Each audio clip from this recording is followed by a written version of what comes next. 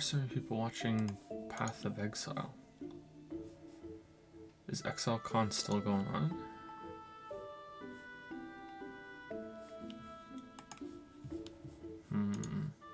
Some race thing.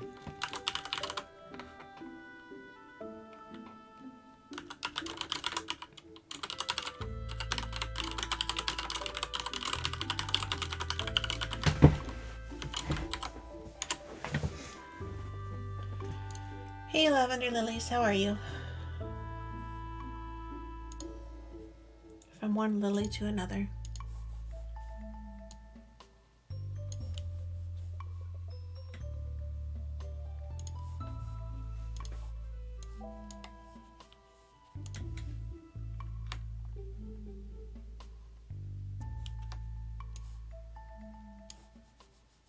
Do you want the text bigger or smaller, or is that okay? No, it's okay. I can see Also, it. we can watch your tea if you want to grab it real quick. I turned the monitor to be different because it is Stranding, so you can move it back to however you want. Death Stranding would be a good Q&A game, but it's too cramped in here. We can't make it work.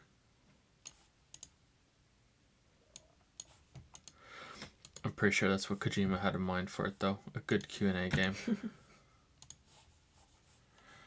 Okay, that's working, that's working. That window's set up. I need to refresh this in just a minute. That's over there. Okay, so let's just play the game for a little bit and see if one of the kids doesn't wake up suddenly or if Twitch even works. Because I couldn't view any other channel before we started. Can you guys hear us okay?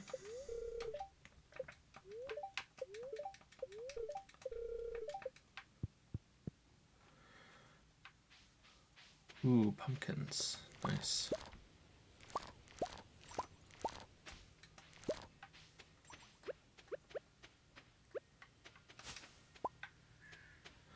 Okay, so what am I actually trying to do in the game right now? Are there any gold crops I need for the greenhouse?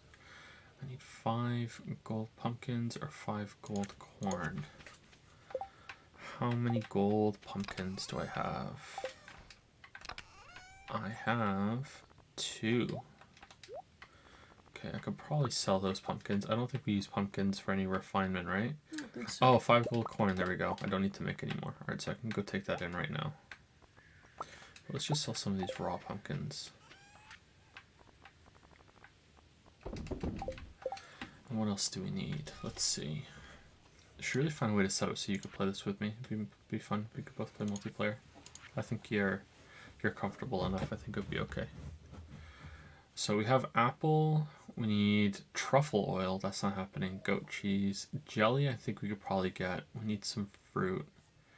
And fall crops. Oh, pumpkin, eggplant, yam. Eggplant and yam. Do we have that? We'll need 1 more corn. Let's throw all the silver corn into the thing.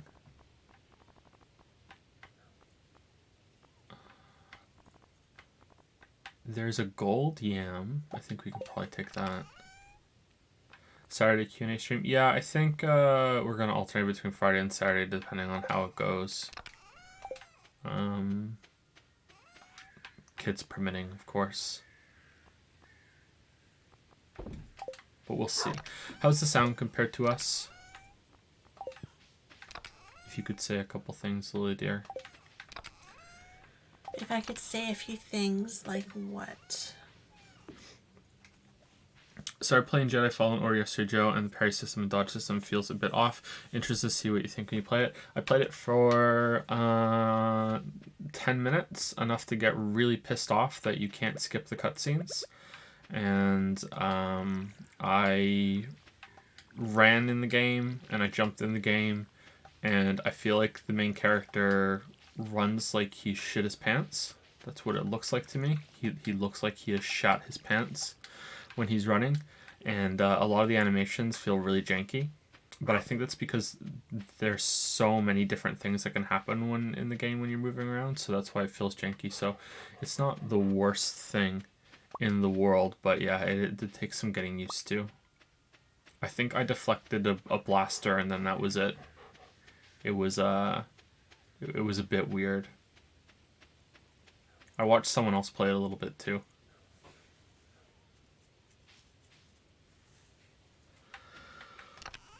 Not very intuitive, but I think it's decent. I think it'll be fun. It'll be a fun playthrough. I'd like to play it more, but I only have time to justify it to play it on stream. What do we need? We need an eggplant. What else do we need? What was the other thing? We need a yam. We have a yam. We need an eggplant. I don't have an eggplant. Maybe they're growing. It's the 17th of fall. If I had gotten an eggplant, I think I would have gotten one. I think I would have got one by now, right? If I planted one, maybe. Oh, I can't go buy it because it's Wednesday, and Pierre doesn't work on Wednesdays. Plum. Why are you leaving your plum? What plum? Right there. I'm going to have to get the... Don't leave your plum. That's mine food. I'm going up to get the worms. Pierre's closed on Wednesdays, right? Yeah. Here's the thing, though. Is the JoJo Mart. Is that closed on Wednesdays? Pierre loses his business because he took a day off. He took a day off, and that's just not allowed. Could you imagine taking a day off? What's that like? Whoops. Get some eggplant seeds. They're all the same. Sorry, Pierre. You should be open on Wednesdays. I wonder if that's why he's closed on Wednesdays. That's the first time I have ever bought anything from JoJo Mart. Ever, I think. Crazy. What'd I miss? Grapes. I'll get on my back. Berries, whatever. Finn. Yeah. Wow. That's what you're being. That's what he does too. That's what you're being like, yeah. You just can't handle me criticizing we already your plant. put the corn in. I'm a dumbass. All right, so we need parsnip or pumpkins. All right, so we do need pumpkins after all. Oh, I'm dumb. I didn't even see that. Someone in chat probably saw it and was like, "What are you doing?" And I didn't see it. And we forgot our pumpkin too. Wow, I'm so good at Stardew Valley. We forgot our pumpkin. Doesn't matter. We need to bring more pumpkins anyway. Fall crops, animal, artisan. There's your apple. I thought, who wants oak resin, maple syrup, and pine tar? I thought that was this one.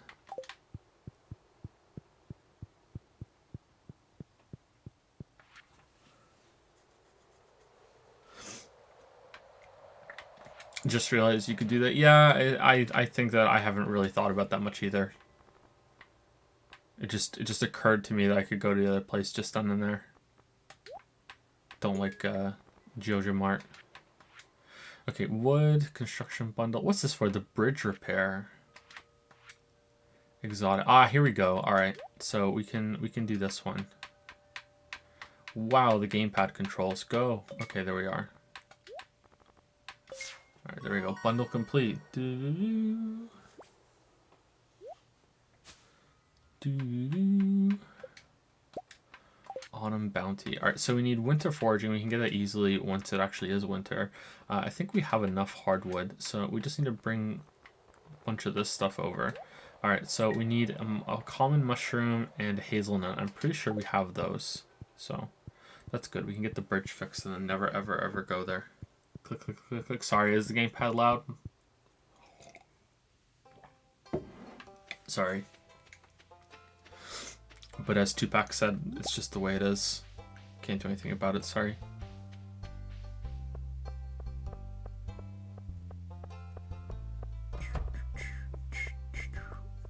So how is everyone tonight? Let me refresh my page, and I think we're probably stable and we can start taking some questions. So today is the Q&A. We take questions from Patreon and Twitch subs that have already been asked. They're in a prompt on Patreon and in a special room on Discord. And I think we have maybe tonight and then maybe 1 or 2 more nights after this, or 2 more weekends after this, before we run out of the current set of questions that we have. I thought we were further along, but I hadn't updated the collection of Patreon ones, so there were actually more of those than I realized. Oh, here's some eggs we can, and some large goat milk we can take with us. There's a common mushroom. Let's plant our eggplants.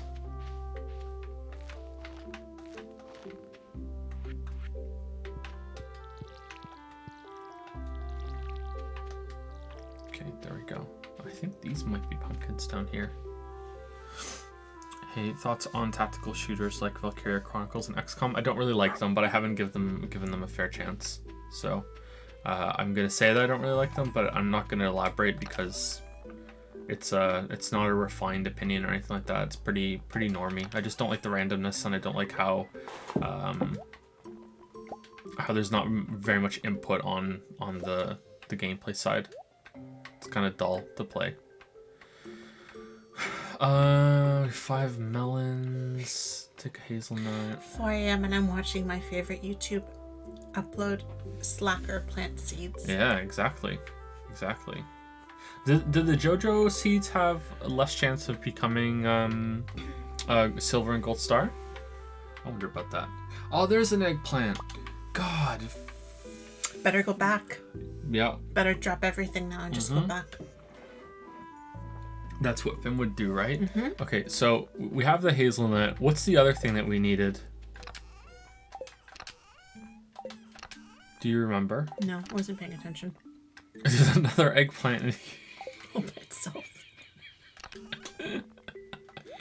Was this the take it to the community center chest? We're just finding eggplants everywhere now. All right, so let's say 10 wood. And 99, whatever, and we need some stone. Just take all the stone. All right, what else was it? It was we got the grapes and we got the plum. So we need a hazelnut. Is it just a hazelnut and a common mushroom? Okay, we have the eggplant. All right, we need a pumpkin. We forgot our pumpkin. Okay. I made a video on this game. You know that? Yeah. Maybe you should watch it again as a refresher. Maybe, yeah. Fall.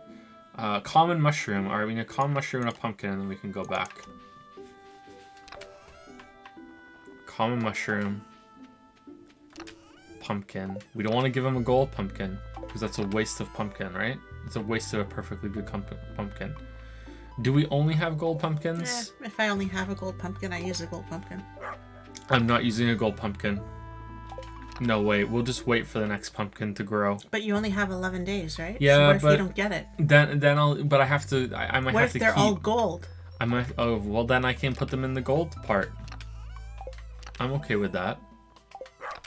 So much for a week-long break. The Q&As don't count. The Q&As are separate. The Q&As are a Patreon commitment. That's why. Okay, let's see about the fish.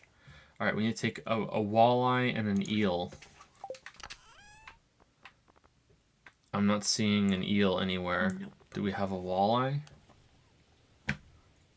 Walleye. There's a walleye. Oh, it's a gold one too. Nice. All right. All right. Let's see what else we need. We definitely don't have an eel. This is the wrong one. All right. Fish tank. River fish. We need sunfish, catfish, shad. Look how I matched them in the slots. It's so good, huh? We need a tiger trout. Pufferfish, ghostfish, sandfish, and wood skip. You had a pufferfish. Yeah, we had a pufferfish for sure. Wood skip, sandfish. What was the other one? Tiger trout? Yeah. Rainbow trout. Where's the tiger trout? Tiger trout. Nice. All right.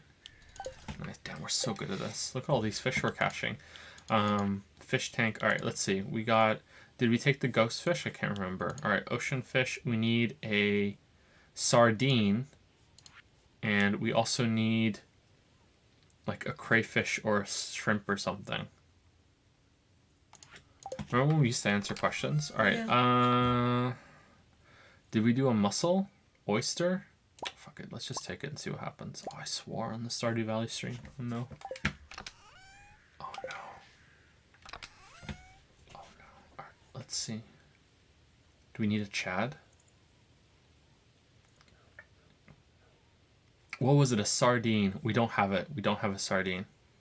Better go fishing. We better go fishing. All right, we need it for the Femininity Center. All right, let's go. All right, so I think we're pretty good. I think I owe an answer to Action Caterer. I've been trying to think of a good thing. So last week, Action Caterer had a question about a tabletop version of Danganronpa that he's running, and he has a fictional version of Hope Speak Academy. And I've been trying to think of a good answer, and I don't have a great one, but I have 3 possible ones, and some of them are a little bit memey, but yeah. So I was thinking that it doesn't really matter what the talent is, because usually the talent, informs a little bit of the personality, but you can have any talent can really be the person that ends up being like the lead kind of detective or the lead asshole or whatever. So Lily's just leaving. We started talking about Danganronpa and Lily's just gone. So I was thinking that the 3 I would do would be, the 3 possible ones I would like are the ultimate reader, for a reason I'll get into in a second. Ultimate reader, ultimate dreamer, and ultimate bartender. And I think that the ultimate reader could be funny because I go in with the reader being someone who can make so many references to the media that he reads, but also can be really, really pedantic and can be like the corrector of the group. And my sole goal of being the ultimate reader in this game is to be so annoying that someone kills me. That's what I want to be. Someone in chat saying the ultimate dad joker. Like, the ultimate reader could also do puns, like well read, well learned. And that would be my goal as the ultimate reader, would be to be so annoying that someone kills me. Ultimate dreamer would be just someone who is just that's closer to my personality, because I do dream a lot. So ultimate dreamer would be more of a self-insert for being in Danganronpa, and I think it would just be fun to go through that and try and be like an exaggerated version of myself. So that's kind of a cop-out answer, and it's kind of the most boring one. But that was the other. That was my one I thought of. And the other one is ultimate bartender, which would be under the services part of the 4 groups of Action Caterer's fictional Danganronpa game. I just know it would just be a cool background. You could have a lot of stories to tell. It's weird. It's like ultimate bartender. Really, I think it kind of fits the kind of Danganronpa theme of being like it sounds like someone just threw darts at a bunch of shit on the wall and saw where it landed. And I also think you could lull the group into a false sense of security, and oh yeah, we like you, ultimate bartender, and you're everyone's friend because you have all the drinks, and you're everyone's shoulder to cry on and everything, and then you could kill someone and no one would think it was you. You gain trust and then you can kill someone. I think that's my answer, and I think that has some potential. Sorry I'm saying this late, but you'd also pick a secret for your character that has to be something your character doesn't want anyone to find out. Like, cosplayer was, I'm a spy from North Korea, and porn expert's secret was, I've never had sex. Oh, that's a good secret for porn expert. Oh man, that's really good. Technically, you could be either the ultimate bartender in services, or it's just maybe you can be the ultimate drink mixer, which would be in arts. Oh, would that be arts? Is drink mixing an art?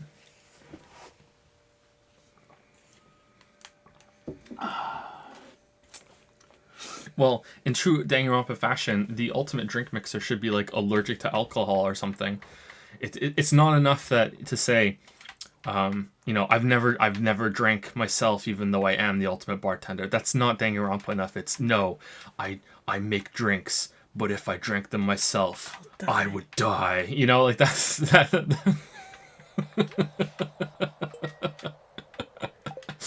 Ultimate dreamer's twist would be that all the dreams are actually nightmares, and there's going to be a lot of evil laughing when that comes out. I think the ultimate escort has social anxiety. Oh, okay.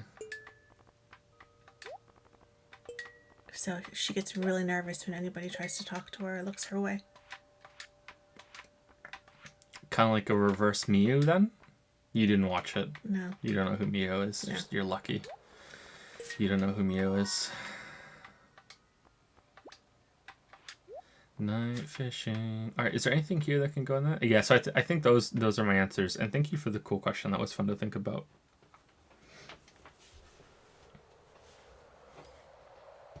But yeah, but I want my game to make some sense, man. By the way, my Monokuma drops from the ceiling and is basically a puppet held by strings. That's neat. I like that you did this. It's fun. Did you know about Danganronpa before the streams, or did you learn of it from the streams? You probably knew about it already, but if you learned about it from the streams and then went on to make your own thing, that would be kind of cool. Just as a stream heritage moment. Fall foraging bundle. Okay, here we go. We're gonna get this one done. Hazelnut. Take that. No nut November. Fall seeds. Ah, that's a pain in the ass to build. I don't think we're doing that. Or pain in the ass to plant. No, I learned from the streams and then bought and played the games and then loved it enough to want to do an RPG of it. That's cool. I wonder how many people learned about the game from the series from the first streams, then went on to play them and like beat all 3 before I did. So they learned about it from the first playthrough of 1, and then they were waiting. They got ahead of me, and then we're waiting. So thanks for introducing it to me.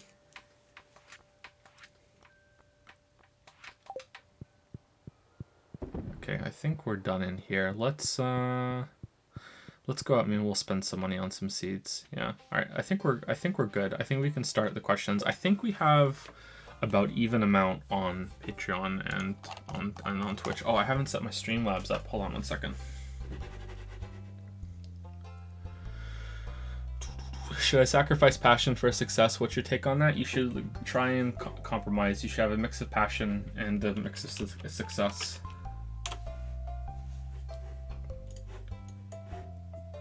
Sometimes you make things for money, sometimes you make things for yourself. You should always have the goal of when you make things for money that they're going to lead you to have the opportunity to make more things that you want for yourself. But there's no shame in making some things for money and having practical concerns about how you spend your time. It doesn't have to be art either.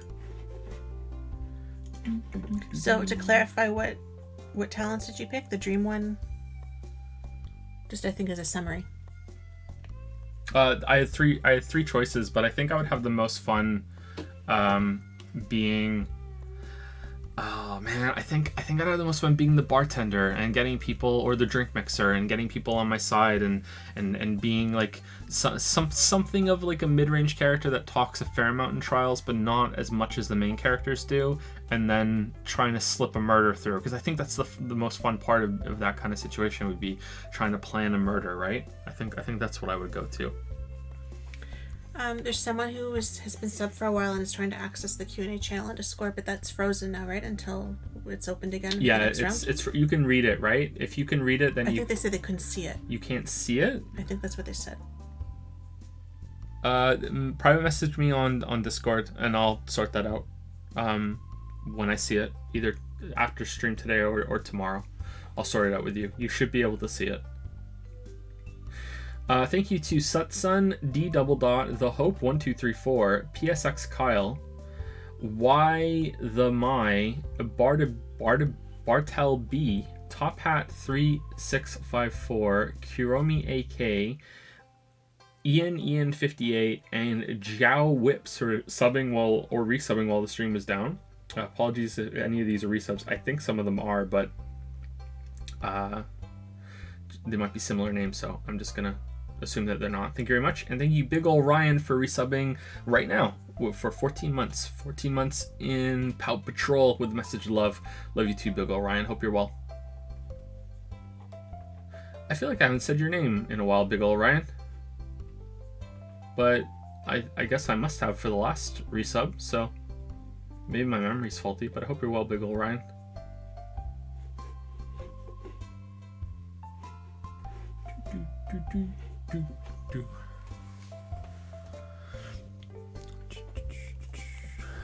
Oh, this is broken. Sorry. There you go. Thank you for answering. Actually, I want to play retro games and share my passion for neat games to people like on Twitch or YouTube, but I feel these platforms don't allow any more neat, not standard concept. I think you can probably find a niche for anything. You can make it work. You know what? I don't want to say that because I might be wrong. I don't know. It used to be, as recently as a few years ago, on these kind of platforms, as long as you were consistent, you could find an audience. As long as, like, for streaming, if you stream at the same time, the same days, or you make it a marathon thing where you promise you're going to be streaming every single day for a year or 2 years, and you have you can engage with your audience at least a little bit, you're passionate about something, that you could make it. But I don't know if that's the case anymore with how Twitch is going, so I don't want to say that when I could be wrong, especially considering I got to cheat my way to pass that first stage on Twitch. As for YouTube, I mean, I don't know if it's specifically going to be on YouTube or if it's going to be a different platform that shows up eventually, because there has to be a competitor one day. But I don't know how if it is going to be YouTube. But that kind of, I want to talk about art has been around for a long time, and I don't see how it could ever get out of our society and civilization. So there is always going to be some demand for it, and there's a way to get people interested, but we might be in sort of a more profitable time for discussing stuff like video games and movies. I don't know, but there's always going to be some demand for it. So if you want to go for it, go for it. Supreme Cool, I don't see it here, so thank you very much for subscribing, but it's not on the Streamlabs. It must have slipped through somewhere. Supreme Cool? Yeah, Supreme Cool just subscribed. But I don't see it.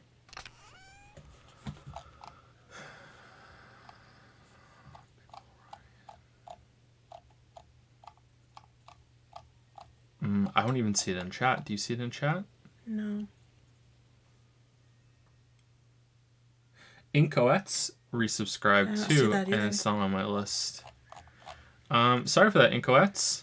Thank you for the former 3 sub. We made it in time for questions. Yeah, it's not on my list either. There are 2 new ones that just came in. Why is my list inconsistently bugged? It drives me crazy. A little bit more, maybe it's before. Action Cater. That's not on the list either.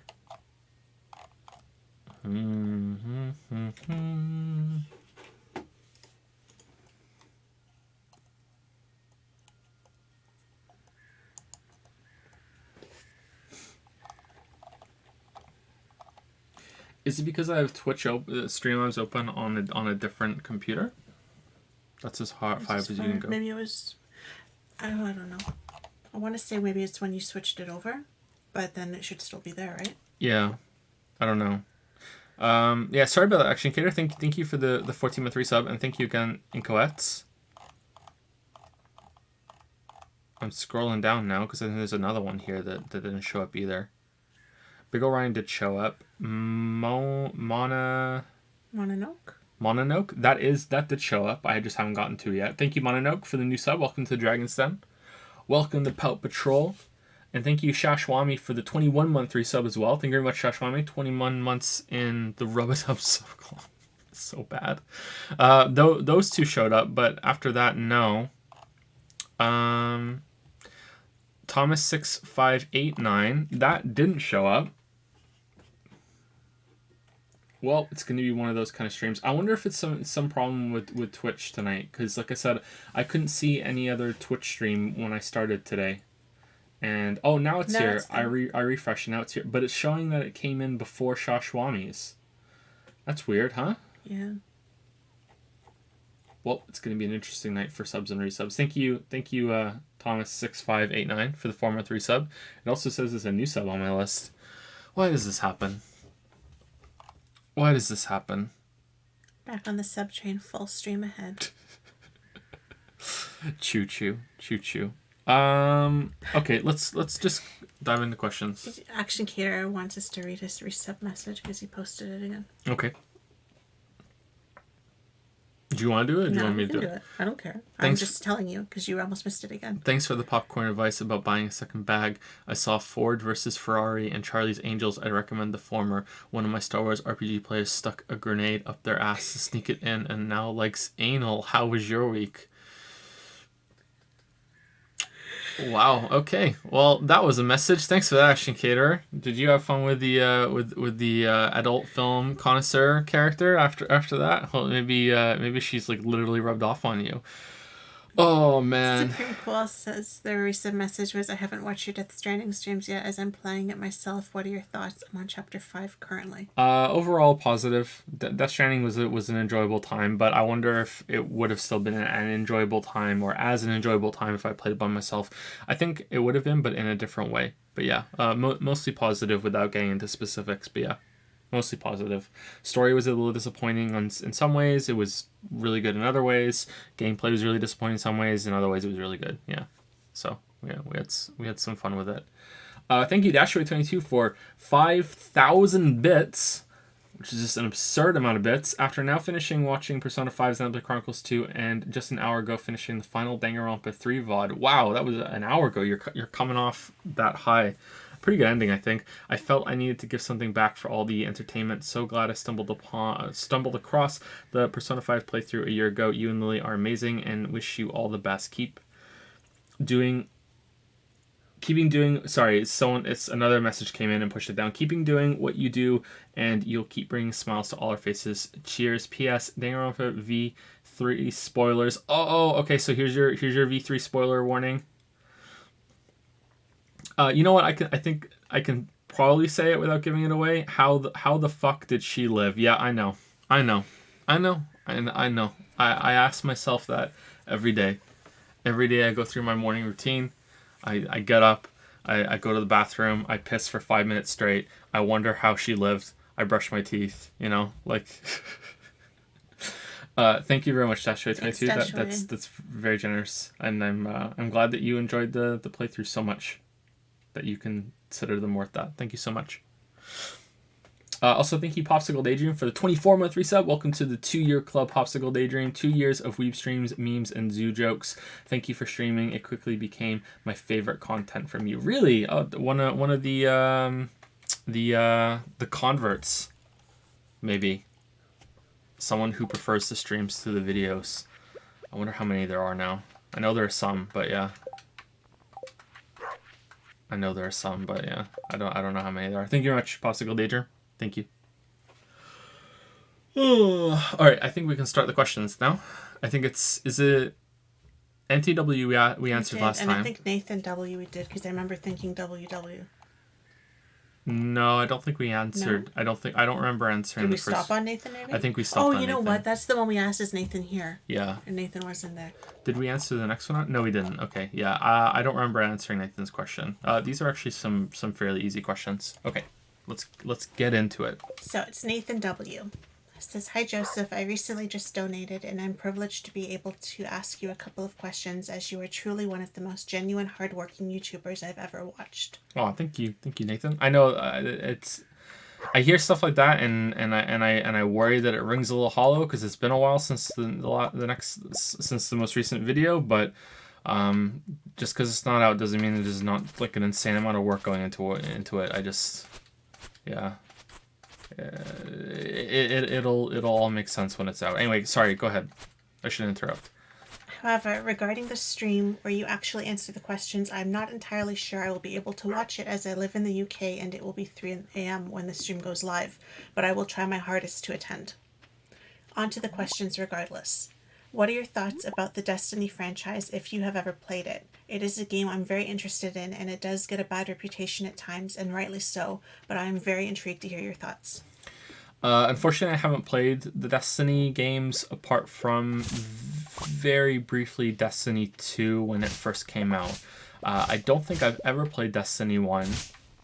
I think that I really wanted to. It was me and my good friend Weeaboo Bill have always been on the lookout for like the next game that could be the replacement for World of Warcraft to us, that we could just both play it and dive in and end up just like shooting the shit and well, in Destiny's case, literally shooting some shit while we're, you know, talking. And we thought that the Star Wars MMO was going to be that for us. We banked hard on the Old Republic, and that fell through hard. And we thought that that was going to take us to Blizzard's game Titan that was going to come out when before that got scrapped and got turned into Overwatch. So we thought that it was going to be Old Republic, and then no. And then we thought it could be Destiny, but when Destiny first came out, I don't think I had a console. I don't think I had a PlayStation to play it. I think it was like PlayStation only, right? I think so. Maybe it was on Xbox too. I didn't have a next gen console, so I couldn't play it. And at the time, I don't think I could afford it either. So I couldn't. We couldn't dive into that. And then when Destiny 2 came out, I was like, I'll try it out, but I didn't really have time to commit to it. But I still just wanted to see how it felt, and maybe it was something that I could play a little casually with Weeaboo Bill, but it didn't work out.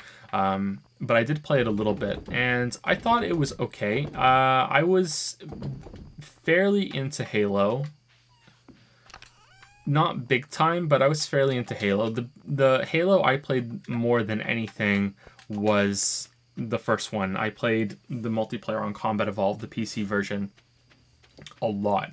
I was really good at that game, actually. And I should have been after the amount that I played it. But that was, I think, the shooter I got the most into online for multiplayer. It was either that or Rogue Squadron, which is a completely different, not Rogue Squadron, Rogue Spear, Rainbow Six Rogue Spear.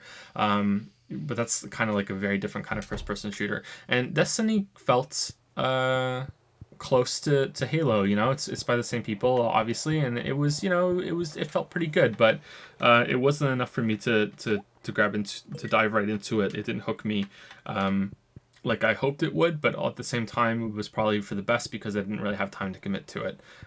It's really hard for me to have a game like that I play in my own time. Almost all of my game time goes into channel work or streaming. You know, that's why streaming is such a good thing for me, is that I get to check out games that I otherwise wouldn't have the time to play. But yeah, it felt decent, and I would like to try it some more at some point. I know there was quite a bit of controversy around both games, and I don't really understand it because I didn't get to experience it firsthand. Like stuff like they were selling colors and skins or something for transmog, or I don't know. I think there's probably someone in chat that knows what I'm talking about, but that sort of thing. But I can't really comment on it, sorry. But the game feel of the shooting, which is really, really important for me, felt right when I did play it.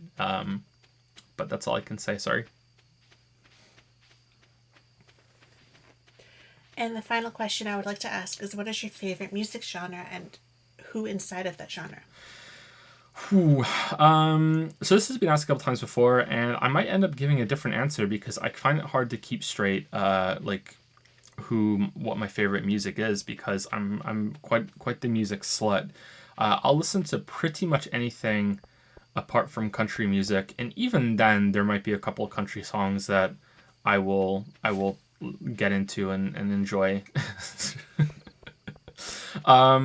As long as it's catchy, I will listen to it. I like songs where I can you know, like bob my head along to a really, really good beat, or like headbang a little bit. But also I really like to sing along. I'm not very good at singing. I'm not a very musical person, although I wish I was. I can't play an instrument or anything like that. But I like singing along to songs. So I can listen to some very, very popular pop music, like Taylor Swift or anything, like, and I will happily enjoy that kind of music. But at the same time, I will listen to somewhat obscure music, like prog rock stuff. And that's probably my favorite genre, is like prog rock. My favorite band is probably Porcupine Tree. It's either that or Tool is probably my favorite band. I really like 21 Pilots for something that's a little bit more recent and obviously not prog rock, but I don't know, like Tool and 21 Pilots have the same kind of reputation where their fans are obnoxious shitheads, and it makes me not want to associate with them. And I'm pretty sure that that like Porcupine Tree is probably the same way. I've never really spoken to any other fan of Porcupine Tree that in depth. So maybe they're like that. I don't know. I don't really see very much discussion on Porcupine Tree, probably because they're not around anymore, right? Like, Wilson is doing his own thing. I've tried to listen to his solo stuff, and I don't like it as much, which is weird because Maynard James Keenan is the lead singer at Tool, and I've listened to his solo stuff in Pucifer, and I think it's hit or miss, but when it hits, it's really, really good. It also has one of his songs has one of the best lines ever, which goes, yes, we're being condescending. Yes, that means we're talking down to you. I just love that line so much. Whereas Steve Wilson is the lead singer of Porcupine Tree, his stuff has been more miss. There've been some things I've listened to, and it just, like, the albums just feel like they're just one really crazy long song, and if you're not really into that one long song, it's just kind of, it's you know, it's just going to lose you. But yeah, I'll listen to almost anything. I would say that the genres that I don't like the most are probably country and newer rap. There's been some old rap from, like, I say old, but it's still not that old. Like, from, like, I would say around the 90s, that kind of rap was all right. Like, I can enjoy that more, and there's some exceptions here and there. I really like some of Kanye West stuff, even though he seems to be a bit of a prick. But newer rap just kind of sounds like noise to me, and I don't know if that's me being old or if it's just genuinely getting that bad. There was a YouTube video that made the rounds a couple of years ago, which was you can't understand what these rappers be saying these days, and it was a guy rapping, and he says nothing, and then in the middle of the rap song he orders a pizza. And that's what rap sounds like to me nowadays, like the newer rap. So yeah, I don't know, like you can Google that if you want. It's pretty funny.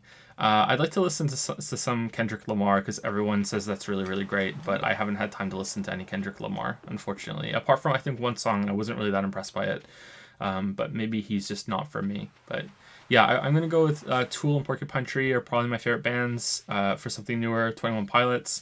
Prog rock is my favorite genre, but just rock in general. I really like some older bands too. I really like the Beatles, which is just a given, I guess. I really like Pink Floyd. I think I like Pink Floyd better than Led Zeppelin, so that's the side that wins for me. And I really like Queen. And I think that's my big ones that I'm hitting. I don't think there's anything else.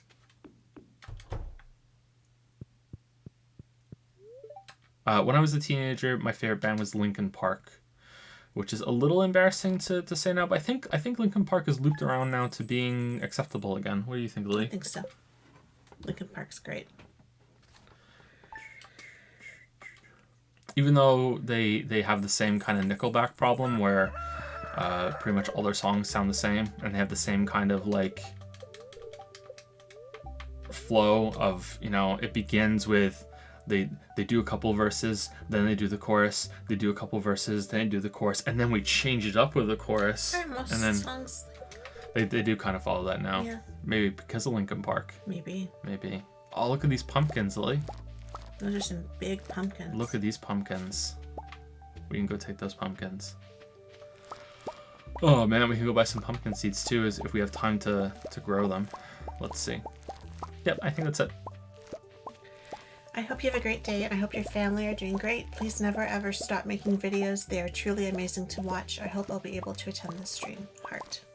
Thank you, Nathan W. I hope that maybe you're here. I don't know. I think if you were here, you would have said something. So it's probably too late. So it's probably too late. We were late starting too, and on the wrong day too. So sorry about that. But hopefully you get to hear this in the VOD sometime. Or if you're active on Discord, maybe someone will link to you when we answer the questions. If you want to know if we've answered your question, don't hesitate to just message me and say, hey, did you get to my question last night? And I'll tell you when we did it, or give you an approximate timestamp. But yeah, that's something I don't mind doing. Actually, what's some, like, the latest music that we like, Lily? We both like Florence and the Machine, right? Mm-hmm. You like her more than I do, but I like her too. We like Banks at the moment, who's I've been loving her lately. Somewhat new. There was a song that I would like to listen to lately. The new Tool album has grown on me quite a bit, but it's still not something I consider great. That new Godzilla song is good. Godzilla King of the Monsters, featuring that guy from System of a Down, I think. Of Monsters and Men, I like them lately, but apparently that's a bad opinion. I'm not sure. Wow, there's a bunch of Undertale remixes here. Yeah. Grimes. Grimes has only a few songs that I like, and all the rest of them. She just put out a new one yesterday or today, but it's not one you would have liked. It was very, very mellow. Grimes has like this. Sometimes she can have these like really long, cool songs, and then other times her songs, I feel like she's not even singing. I feel like she's just kind of like. Well, the music is just super chill in the background, and that's cool if you want something that's super chill. But I like it when the singer sounds like they're about to die. That's the kind of the music that I like. You know exactly what I'm talking about, don't you? That's the kind of the music I like. Yeah. So. And it builds and builds and builds. Yeah. So like, yeah. It's too chill.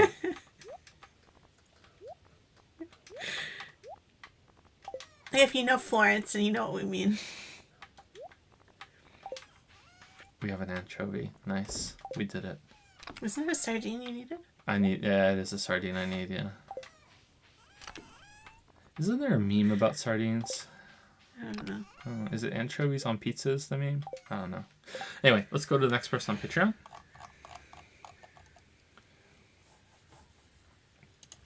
Devon T, or possibly Devon. I knew someone who pronounced it Devon. How's it going, Devon/Devon? Greetings and salutations, Mr. and Mrs. Anderson. Damn. A few quick ones for the both of yous. Guilty pleasure media.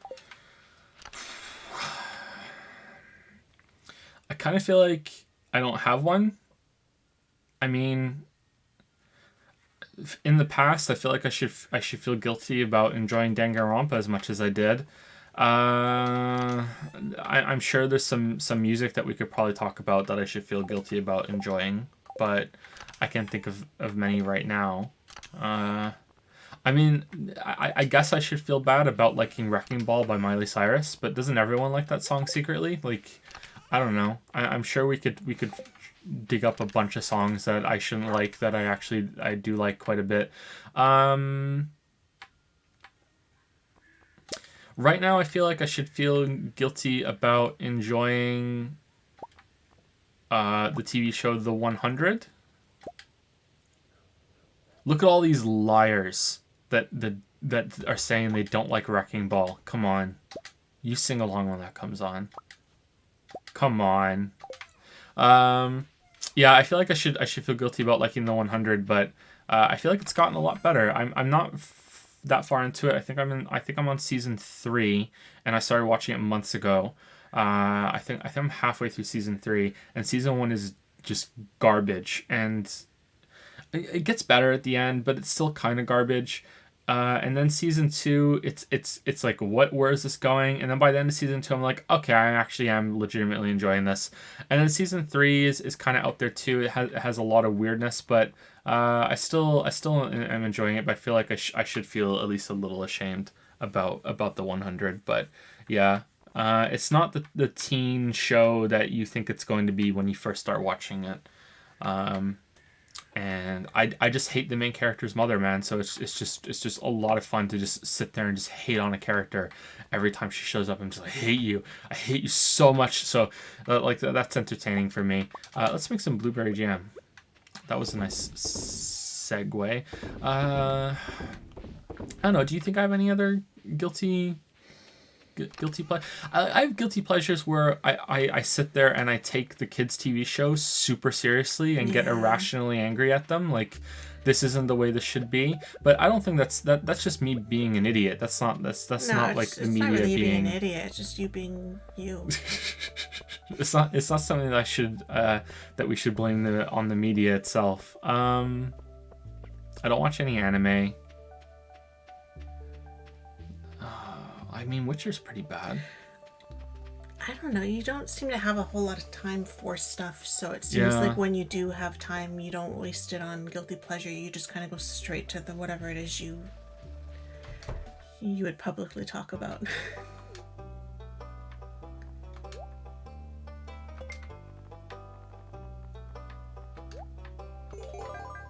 Is porn immune from being a guilty pleasure? What do you think? I would think so.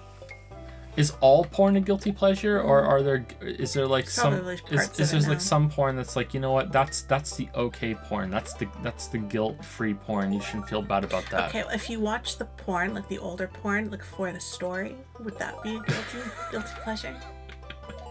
Like if you were one of those people that actually was enjoying the dialogue as well as like. Have you seen the clip of the porn opening where she's a lifeguard and he's taking a bath? No. And you haven't seen that? I don't think I've seen it. Oh man, hold on, let me see if I can find that and we can play that right now and you can see it. Porn lifeguard bath. Oh, I don't want it on Pornhub, I want it on YouTube. I don't want to go.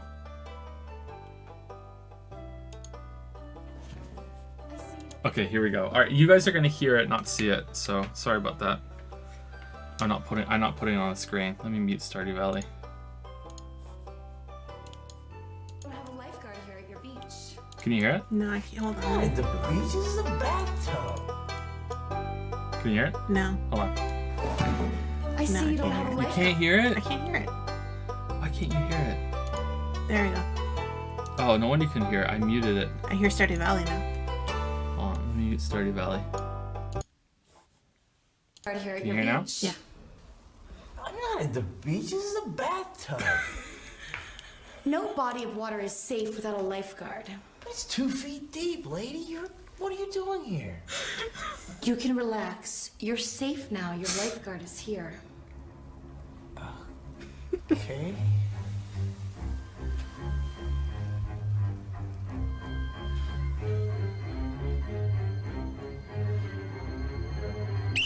Get out of the water. There's a shark. What? A shark? Get out of the water. There's a shark in the water. Wait a minute. There's no shark in the bathtub.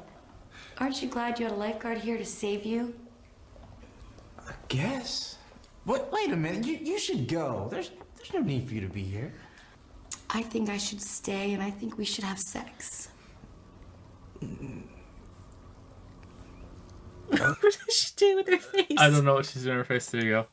That It's like she's challenging him with her eyes in a really weird way. if you seek that sort of stuff out, That would be a guilty pleasure. I think that would be a guilty pleasure. But If thankfully, you find that stuff kind of. thankfully I don't have that. Have you heard the one about the whore that's stealing lemons? No, I have not. No, you haven't heard about that No. one? That's a bad one too.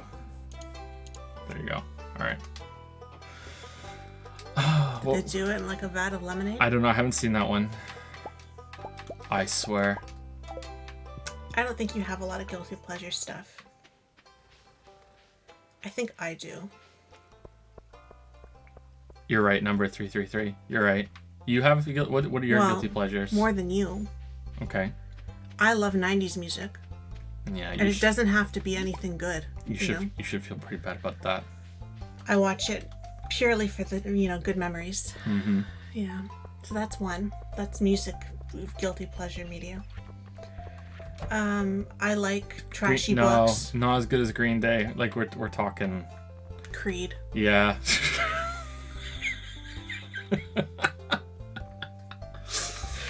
Yeah. Pearl Jam. I was like 13 when they were big. And Pearl like, Jam's okay. Yeah. Who's the German spoken? That's Pearl Jam. He sounds like Creed. Yeah. Yeah. I like rereading Nora Roberts books that I've read a dozen times already because they have witches in them. I like witches in TV shows like Charmed, which was not any good, or The Witches of East End, was it called? That got cancelled after 2 seasons. Yeah. I like British real estate shows. You shouldn't feel guilty about that. And I've kind of moved over into just real estate shows because I'll watch like Property Virgin shit now too. Those are really, really popular. I think that's the kind of reality TV that's acceptable. Because they're not trying to sell it as a narrative. They're not editing it to make it look like it's something that it's not, like they do on like Big Brother and shit. I think that's acceptable. I think that's okay. And probably the weirdest of them all. Uh-oh. On YouTube, I like watching birth videos. Yeah, that's pretty weird. I like watching Yeah. them. And sometimes I cry. I'm not going there. Yeah, that's Yeah. pretty weird. I like watching them. It makes me feel kind of, you know, horrified about what I went through, but also kind of nostalgic for the good parts of them having a baby, you know? I don't think you should feel guilty about that. I just think that's kind of weird. It is probably kind of weird, but there's a lot of them out there, so I'm not the only one watching them. But yeah, I like watching birth videos. A lot of times you don't see it actually happening, you know, it gets on YouTube, but you know, you see the build up and then there's a baby and she's happy and it's nice. Yeah. So those are my guilty pleasures. I wouldn't you. go looking for what she's talking about, viewers, unless you know what you're getting in for. Well, again, I've done it 3 times. I so know. It's not like it's anything new to me. This is just a cautionary warning to anyone out there that's like, huh, what was that like? If you're gonna watch one where she has an epidural, because she's gonna be a lot calmer than if she didn't. But yeah, they're really sometimes I get really emotional watching them. When they give her the baby and she gets all upset and then I get all upset and then I'm just sitting there crying all by myself with headphones on downstairs so that you don't know I'm watching them, because I'm kind of embarrassed that I'm watching them. Isn't that kind of like watching car accidents after you've been in a car accident? It's not as bad as a car accident though. Are you sure? Well, I have 3 kids, you know, like it's not like I'm getting nothing out of it. Yeah, I know.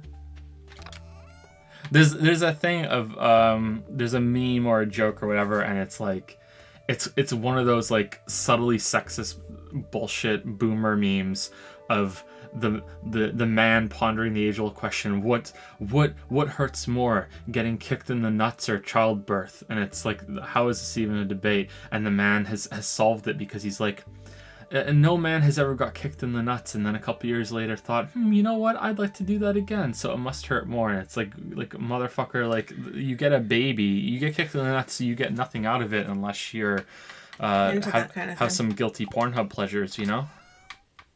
Yeah, I don't know, it's like you're watching the whole thing unfold, right? And it's like this huge like build up to when she actually has the baby, and then when they give her the baby, it's like best day ever, right? And I remember that for myself, so it's kind of It's a pretty good day. Like reminding myself of like best day ever, you know? Yeah. It's like, it's a pretty good day. I don't know.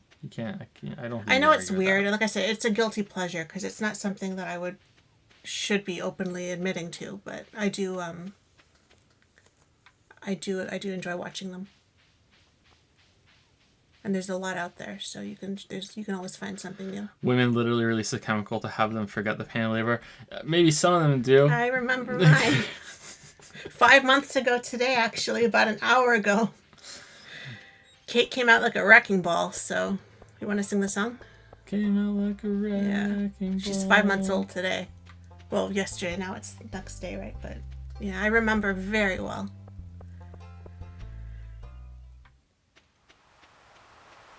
And if you ever have doubts about, you know, if it's worse to be kicked in the balls or not, next time we'll just stream it and I'll put you on speaker. No doubt. Hey baby. No. We're just gonna make as many 90s references as we can today. 90s. Early 2000s. Yeah, bullshit music, yeah.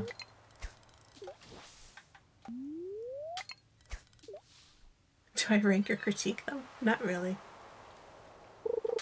They were all bad in their own way. What was Devin's next question? Preferred type of mustard and why is it Dijon? What's the mustard we have downstairs? Yellow? Yeah, you just like the yellow one. I just like the yellow mustard. I like the honey one.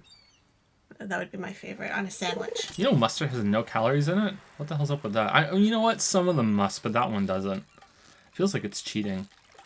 Maybe there are calories in it, but they have some like weird kind of loophole where they can round it down with the amount they have listed on the back. There's no way that there's no calories in that. But yeah, mustard's pretty good. I enjoy mustard. I used to be just ketchup and that was it when I was younger, but I've gotten away from ketchup. Used to be someone that would like dip their fries in the ketchup all the time, but a few years ago I was like, you know what? I don't want ketchup on fries anymore, and I just eat the fries raw. Raw fries. Mm-mm. Any more quick stories about the NPCs of Moncton? I don't think so. No, I don't think there's been any more NPCs. I had one at the doctor the other day. What was that one?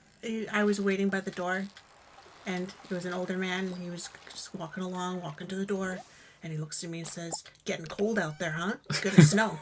I said, "Yeah, it is. Looks like snow." Yep. Just out of nowhere, like you're not even looking at them, and they still talk to you. Like in Toronto, you just kept eyes averted, you know? Yeah. Like, and nobody talked to you. And ever that's the way it is. That's and how and everyone understood likes that. Yeah. Yeah. Yeah, I don't think there's been any more NPC stories. Oh, there was what happened yesterday. Did you catch that? The grandpa who had a victory when we were at the drugstore yesterday. They were in front of us in line. I don't remember now. No, I don't think so. Oh yeah, I did. Yeah. Yeah, he handed the cashier a bunch of scratchers, and he was like giddy. He was like bouncing up and down as she scanned it, and then she was like, "Wowee!" And he's like, "Yep," and he had won like $239, very weird number on one of his scratch cards. And this became a big deal and a big conversation. Did you buy it here? No. My wife bought it for me somewhere else. And, I got up this morning and I was like, you know what? I'm going to go downstairs and I'm going to go with my scratchers. And well, what a good day. Look what I got. And she's like, yeah, that's a really good day. There you go. And she told us about it when we were in the next line. And as we were leaving, she told the next people about it too. So this is something she's going to tell to every single person today. Someone won $239 on a scratch card. I thought it was kind of interesting because Kate was getting really fussy and she started crying on and off, and he was taking a really long time like talking about these cards and like this back and forth, and I kept thinking, you'd think, there's like 3 small children behind you in line and one of them's about to lose her shit, and you'd think maybe you'd talk a little faster, but no, they just kept going about it on and on and on. And then she wanted us to get one of their customer loyalty card things. You want to sign up for that right now? Like, no, baby's crying. We're trying to leave. We're trying to leave. But that was like the other half of fucking Moncton, that nothing ever works. We went to we're trying to get our passports renewed, and we went there, and we wanted to get our photos taken because you have to get that done. I don't know if anyone knows or if it's the same in other countries, but you have to get your passport photos taken out of like a registered place. Like it has to be like signed or something. You can't just take it yourself. We went there, and their printers weren't working. It's a fucking photo lab, and our printers aren't working. I'm gonna see if I can fix it. And she went over there and just like hit the monitor for a bit, and then she's like, no, not working. You have to come back another day. It's like, oh great, we just stood here for half an hour for no fucking reason. So yeah, that was pretty frustrating. So but it's like everything here. Nothing here works. Getting all 5 of us out anywhere is a huge goddamn production. So that was pretty frustrating. But that's how it's been the whole time. Like whenever we get like something big delivered, like an appliance, there's always a problem with it. The fridge shelves are shattered and they have to do a new one. They have to do another order. They deliver the dishwasher and they don't tell you that they're coming 5 days later to install it. Yeah, they don't install on the same day. The same day. Even though they said they were going to. Just everything's just a huge bullshit, You call a contractor and they don't get back to you. You have to call again and again and again. It's just... I don't know if it's everyone's just laid back here or everyone's just like, you know what, nothing gets done. Who gives a fuck? But yeah, it's a bit annoying. But yeah, that's the Moncton NPCs. Do you have a preferred charity you'd point people to? No, I don't have any preferred charities whatsoever. I would think it would be grossly irresponsible of me to point to any charity without having done a tremendous amount of research about them. I mean, there are tons of charitable causes I would agree with, probably too many. But making sure that they are something that actually is legitimate and deserves your money. Like on paper, I agree with PETA. So, or is it PETA? Is it PETA or PETA? I think it's PETA. Have I ever heard that said out loud before? I'm pretty sure it's PETA. Like on paper, I agree with PETA, but they're fucking batshit. So, like I don't want to say anything about that, like helping animals and animal rights. Yeah, that sounds something I would agree with. But then it's like, holy fuck, like no. So yeah, I don't want to say anything. if I ever did a charity stream, I would have to do a lot of research about that.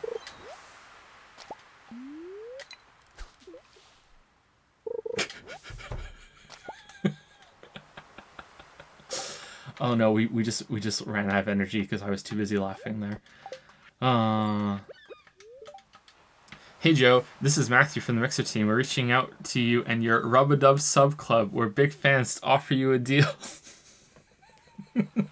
We're prepared to offer 5,000 and a full sleeve of Oreos and a Mixer backpack for you to come join us. Damn. We'd love to have you, and we need more jokesters on the platform, and would even fund your next analysis. Well, anyway, I have to go. Dinner with the wife and kids. Let us know what you think. We'd love to have you, Joester. Thank you so much, Matthew from Mixer. The Oreos are swaying me. You guys ever had double stuffed Oreos? It's too much stuff, right? Yeah. It's too much stuff. Yeah, I agree with that. I think I would like 1.5 stuffed Oreos, but I don't really like Oreos. Aren't really all my thing, I don't think. But double stuff is definitely too much stuff.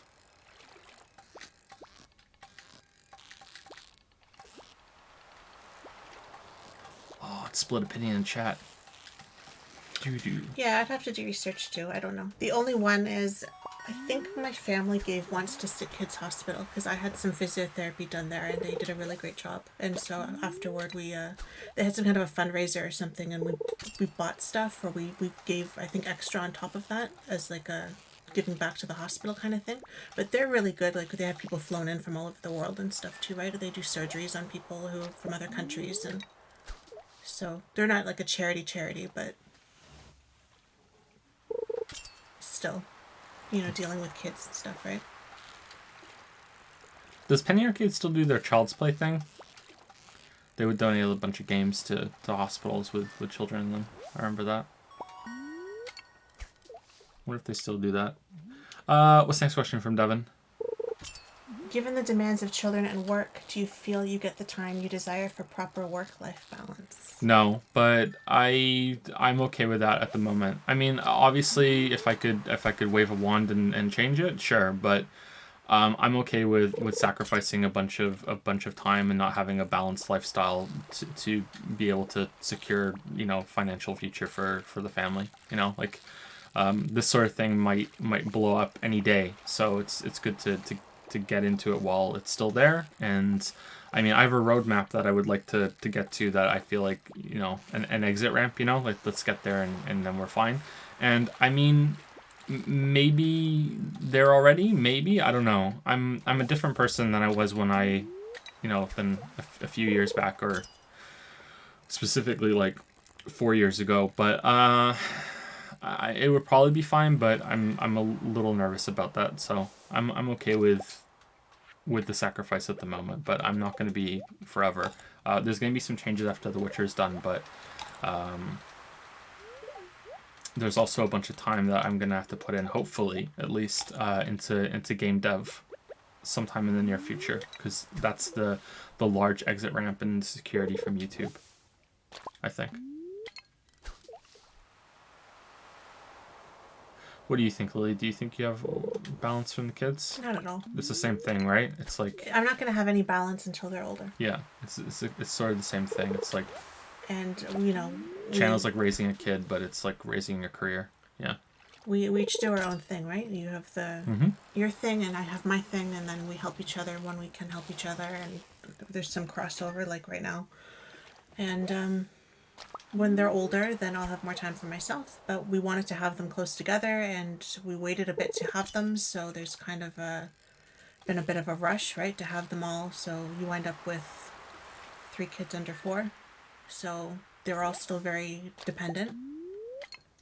And I just keep telling myself that when they are older, they're not going to need me, and I'm going to miss that they don't need me anymore. So I'm trying to remind myself that when I get frustrated.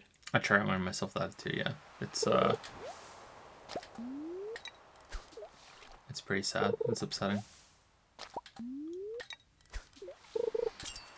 Have an excellent Friday. Stay strong, meme hard, and remember only you can prevent forest fires.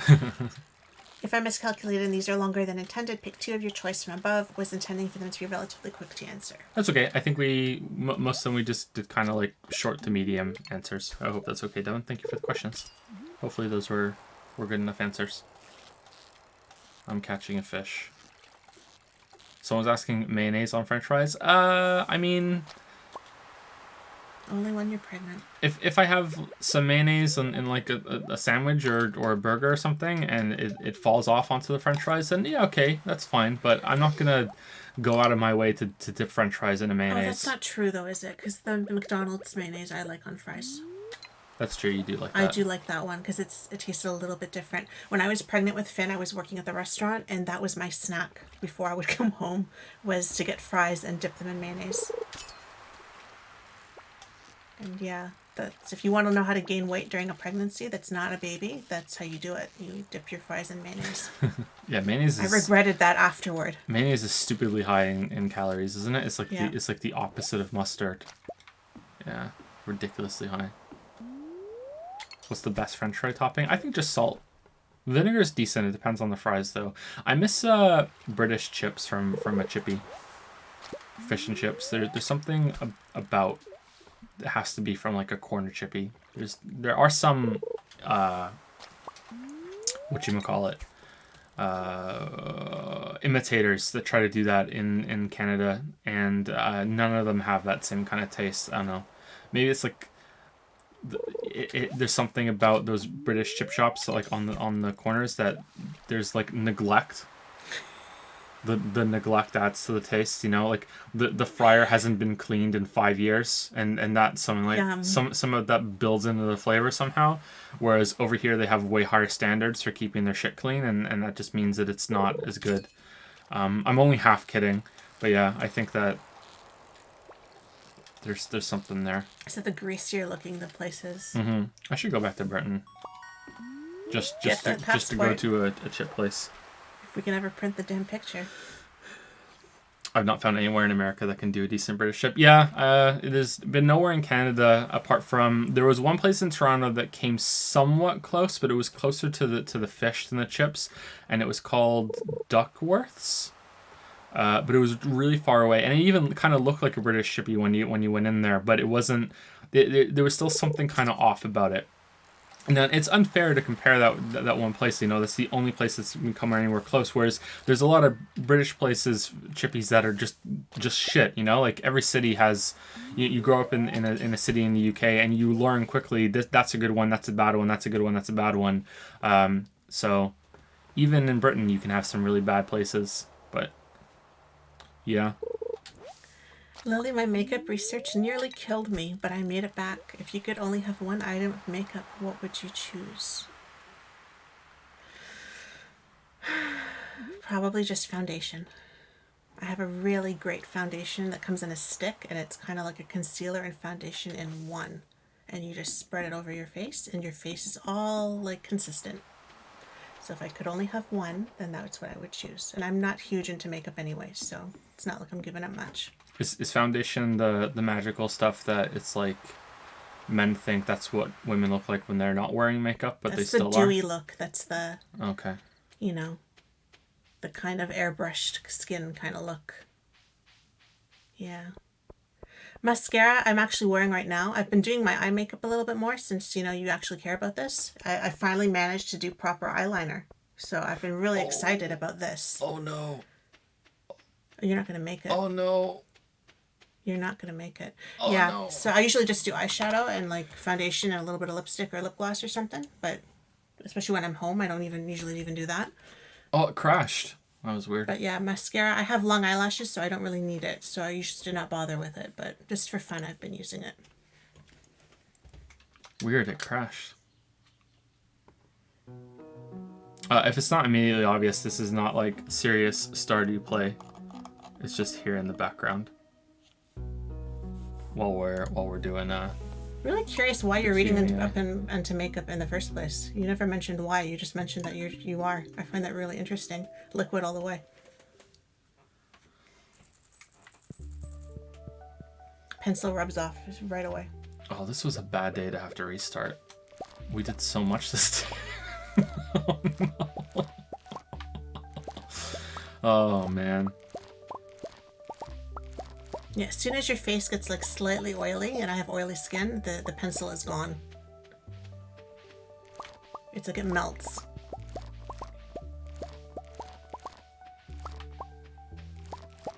Girlfriend is a hairdresser, so all I hear about is her hair products and what is good and bad. That's the price, my friend. That's the price of being with a hairdresser. When you go in and they just judge you all the way. Do you get your hair kind of tweaked all the time? Yeah, does she do a good job with you? Does she tell you what shampoo not to use and try to push their stuff that doesn't lather on you? Like,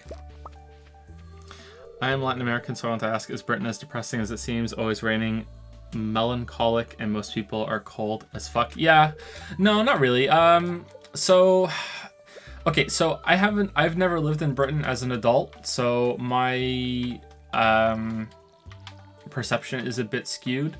But I've been to multiple countries. I've lived in Britain. I've lived in Canada. I've been to America. I've been to France. I've been to Spain. I've been to multiple parts of the UK. I've been to multiple parts of Canada. In America, I've only really been to New York State, so I haven't seen much of America. In my experience, people are just people. You know, like there are some differences that you can see, and you know, I think the most drastic within the regions have been like the difference between Toronto and Moncton, and the difference between Cardiff, which is where I lived in the UK, and Glasgow, which is where I've probably spent combined total. Oh man, I'm gonna say minimum 6 months. Maximum maybe no. Let's say around 6 months. I lived like a combined total of 6 months in Glasgow, with the amount of time we spent in Glasgow because my mom was Scottish, and visiting her family and staying there for weeks on end, which was just hell. It was just awful. Just the most awful experience. I used to hate going up there. But not because of the people, for other things that we might get into actually tonight, because someone asked about grandparents in a question later on. But in my experience, people are just people. You know, it's kind of, there are differences, of course, but in general, they aren't really that drastic. I find that British people are.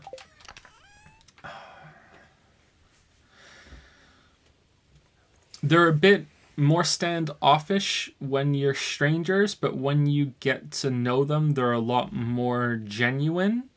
Whereas in Canada, people are a lot friendlier to you and almost more genuine when you're strangers, and then when you get closer to someone here, but not that close, you're just friends, they're kind of fake, and I feel like people here are more putting on a performance when they're interacting with other people, more so than people in Britain. But I don't know if people in Britain are still like that, because like I said, I haven't been back in quite a while, so I feel like that's where I'm going to settle on, and with that big disclaimer, is that's how I feel. And I don't think that's necessarily a bad thing either. I don't want to come across as I'm criticizing people further in the West compared to Britain. But yeah, that might be my experience, but I'd like to go back and see.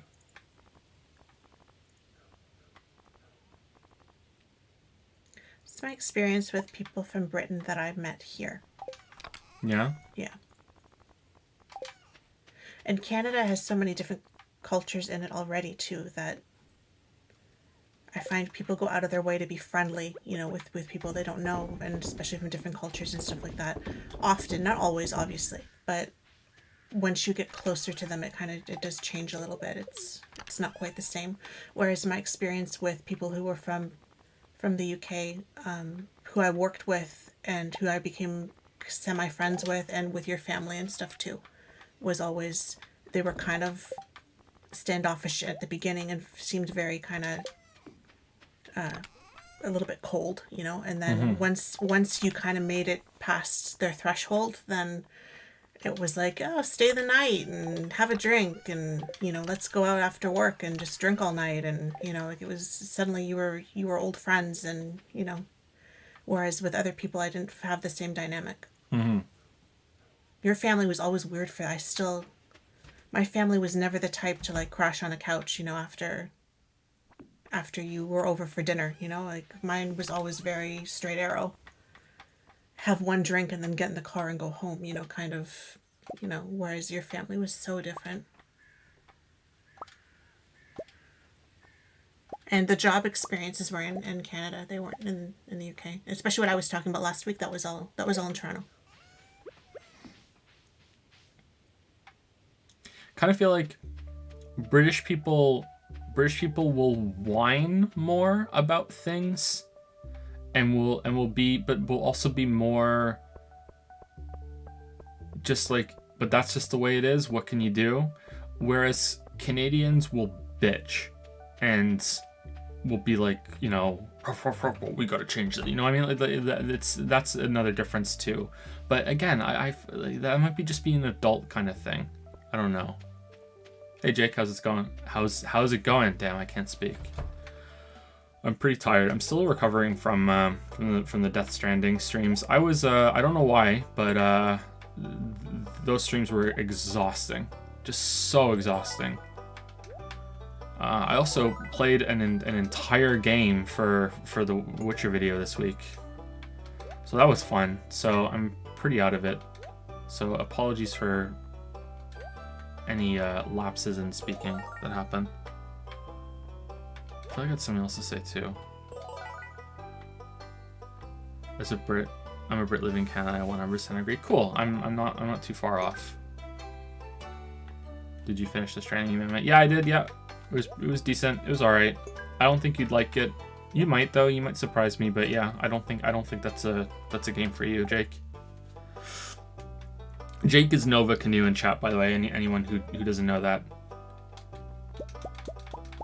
I'd call him a fellow YouTuber, but doesn't make any videos anymore. So, oh damn! Actually, you made one semi recently, didn't you?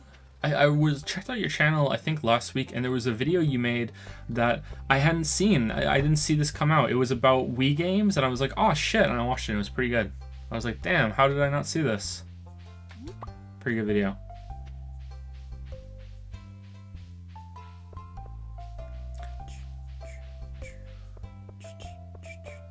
I feel like people here in America can't tolerate complaining at all, and I hate that. So both Britain complaining and Canadian complaining sound like a YouTuber.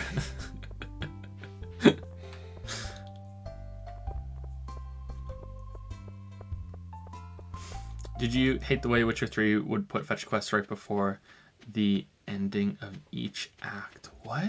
Did it?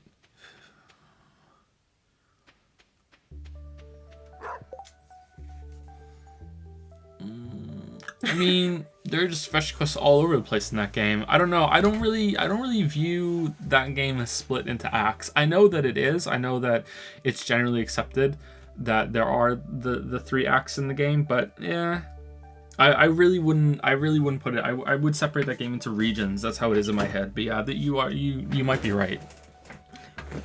That was February. The last video. That was February? Holy shit. Hey, February is somewhat recent to me, okay? And we're almost coming back around, so. Oh, man.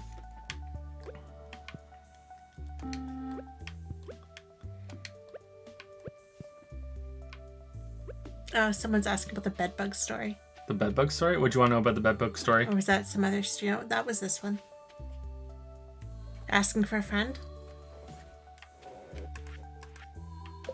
It's not really a story. It's that we had bed bugs in one of the apartments we lived in a while ago, and I got rid of the bed bugs. It might be clipped somewhere. I MacGyvered a situation, a solution. It's not. It's not. I'm sorry. It was in one of the Q&As. I don't know which one. Sorry. Wait, like his secret tip to kill bed bugs on cheap? Yeah. My MacGyvered solution with some empty soda bottles. Anyway, let's go over to some questions from Twitch subs. But first, we should probably say thank you to some people so we don't get behind, even though the list is somewhat bugged. Ghosty Sun used some bits to say, I'm a New Jersey success story. Aw, man. Jimmy Eat World, a man after my own heart. I love that song. Lily does not really like Jimmy Eat World all that much, although Lily does like Get It Faster. It's one of my favorites. And the middle. You like the middle? You don't like Big Casino, because I played it one summer. I played it 550 times in 3 weeks. So you don't like that one. Even if I did, I wouldn't know.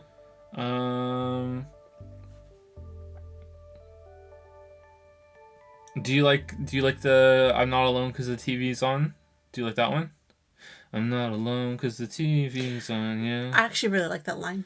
Yeah, I like that line too, because I used to think that when I was a kid and I was home alone. I used to be scared. It's a really good line. Yeah, I like Jimmy Eat World. I don't love them as much as you do, but I do like them quite a bit. I really like Jimmy Eat World. And Get It Faster. I love that song. That's a great song. It's probably their best song. Ralph was using this to say, did you hear about that murder where someone was killed with luggage? It was a briefcase. Thank you, Neverblade XL, for the new sub with Prime. Sorry, that was about 20 minutes ago. Welcome to Prime Time. Welcome to the pickle jar. Thank you, Neverblade XL. Thank you, AWSO1000, or also 1000, for gifting a sub to Sibolins or Sibolins. What do you think? Sibolins? Sibolins, I'm going to say. For 2 months. It's a resub. Thank you very much. 2 months in the Rub-a-Dub sub club. And also 1000 gifted a sub to Sniper Wombat. Interesting name. Welcome to the Rub-a-Dub sub club, Sniper Wombat. No longer the One Trip Troop, though. That's gone, huh? Thank you, also 1000. We have a new emote come in. We're gonna vote on it. It's the This Is Fine emote. There's Toxel made a bunch of iterations, or is it iterations or different versions of it? We're gonna do a vote on which one that we like the most. And then I have to get my my PayPal finalized so I can actually pay him. That's kind of important. Yeah. So yeah, I meant to do that yesterday after we got back from getting our passport photos taken, but then we were there for so much longer than we planned, and I completely forgot about it when we got back. So yeah, let's fish for the rest of it. Oh yeah, the questions on Discord, which I need to move over so you can see it.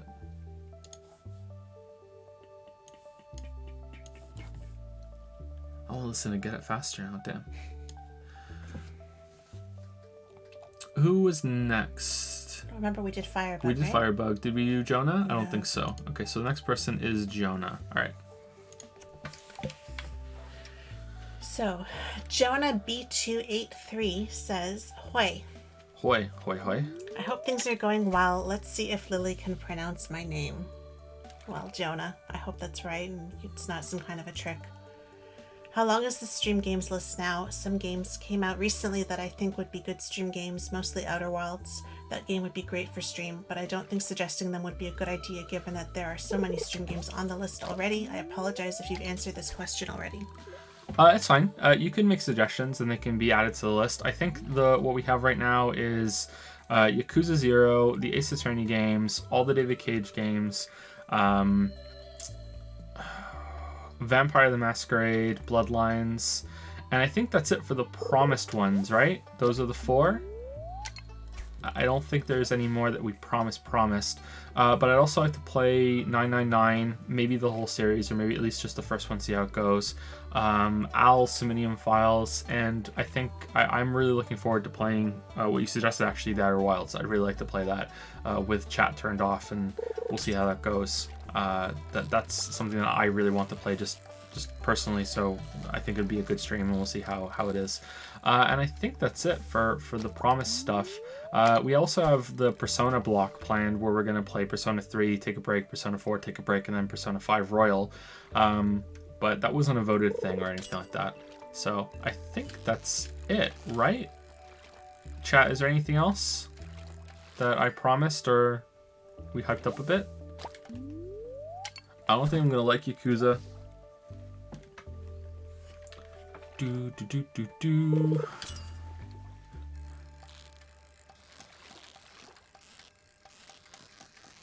The Last Campfire? I've never heard of that, sorry. Made by Hello Games. What stream do you think this is? 999 and AI are pretty self-contained. The sequels to 999, not as much. Yeah, I've heard some mixed things about 999, but I guess it'll be okay. I'm just worried I'm going to have some brainlet moments during 999, and chat are going to be big meanies. Puzzle games don't usually do all that well on stream.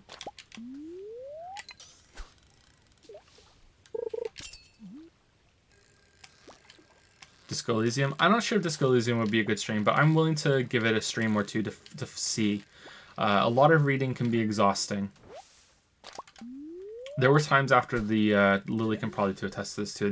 There were times after the Danganronpa streams where I would just go upstairs, because I was streaming in the basement for those. I would just go upstairs and I would just slump down in the armchair and just look dead for like hours. It was just like a lot of recovery for those ones. I would just be like, fuck. Just fucked for the rest of the night. The adrenaline would just come out of me after it was done, and I would just, like, my eyes would just hurt so much after the Danganronpa streams because of all the reading. Ghost Trick. I don't know how to get Ghost Trick working, but I would be interested in playing it, and I've completely forgotten everything that Mathematosis said about it in his video, so that would be a fresh experience for me.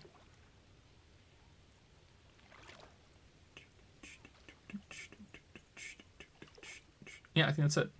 Did Jonah have anything else, or is that it? That's it. Damn. Well, thanks, Jonah. Pretty easy question.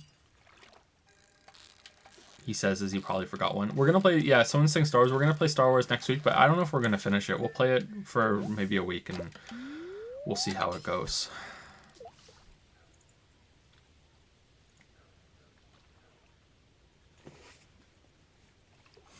If you like Danganronpa, I don't think you have too many problems with 999 Zero Escape. Just keep in mind Zero Escape overall takes itself more seriously than Danganronpa and AI though. It's not so much the story and everything that I feel like I'm gonna sync with that, and I'll enjoy it from the concept. I'm not sure if it's gonna be like, you know, favorite story ever or anything like that. But the puzzles in it, I think sometimes puzzles can have moon logic and I can overthink them very easily, or they have a stipulation that they don't really clarify. There was a puzzle in Silent Hill 2 that I was stuck on for a while that was really dumb when I find out the answer, and I was pretty mad at it. But it was just kind of like, I don't give a shit. I can't do. I remember that I was really tired that day. I was like, I'm not arguing with chat about this today. But if that happens a lot, then it can be exhausting and really frustrating. So we'll see. And then there was a Zero Escape room in... sorry, not Zero Escape. There was an escape room in Danganronpa 2 that had a puzzle that I just did not understand. And then it was something to do with binary. And then, chat was like, you don't know what binary is? I'm like, I know what binary is. I just don't know this implementation of binary. Like, how can you be alive in 2019 and not know what binary is, right? But that doesn't mean I know every single implementation of binary. That's been one of the frustrating things looking back about Danganronpa 2. The Danganronpa 2 escape room is harder than anything in Zero Escape. Was it really? I guess it's fine if it is, because Nagito can just tell you the answer, right? But yeah.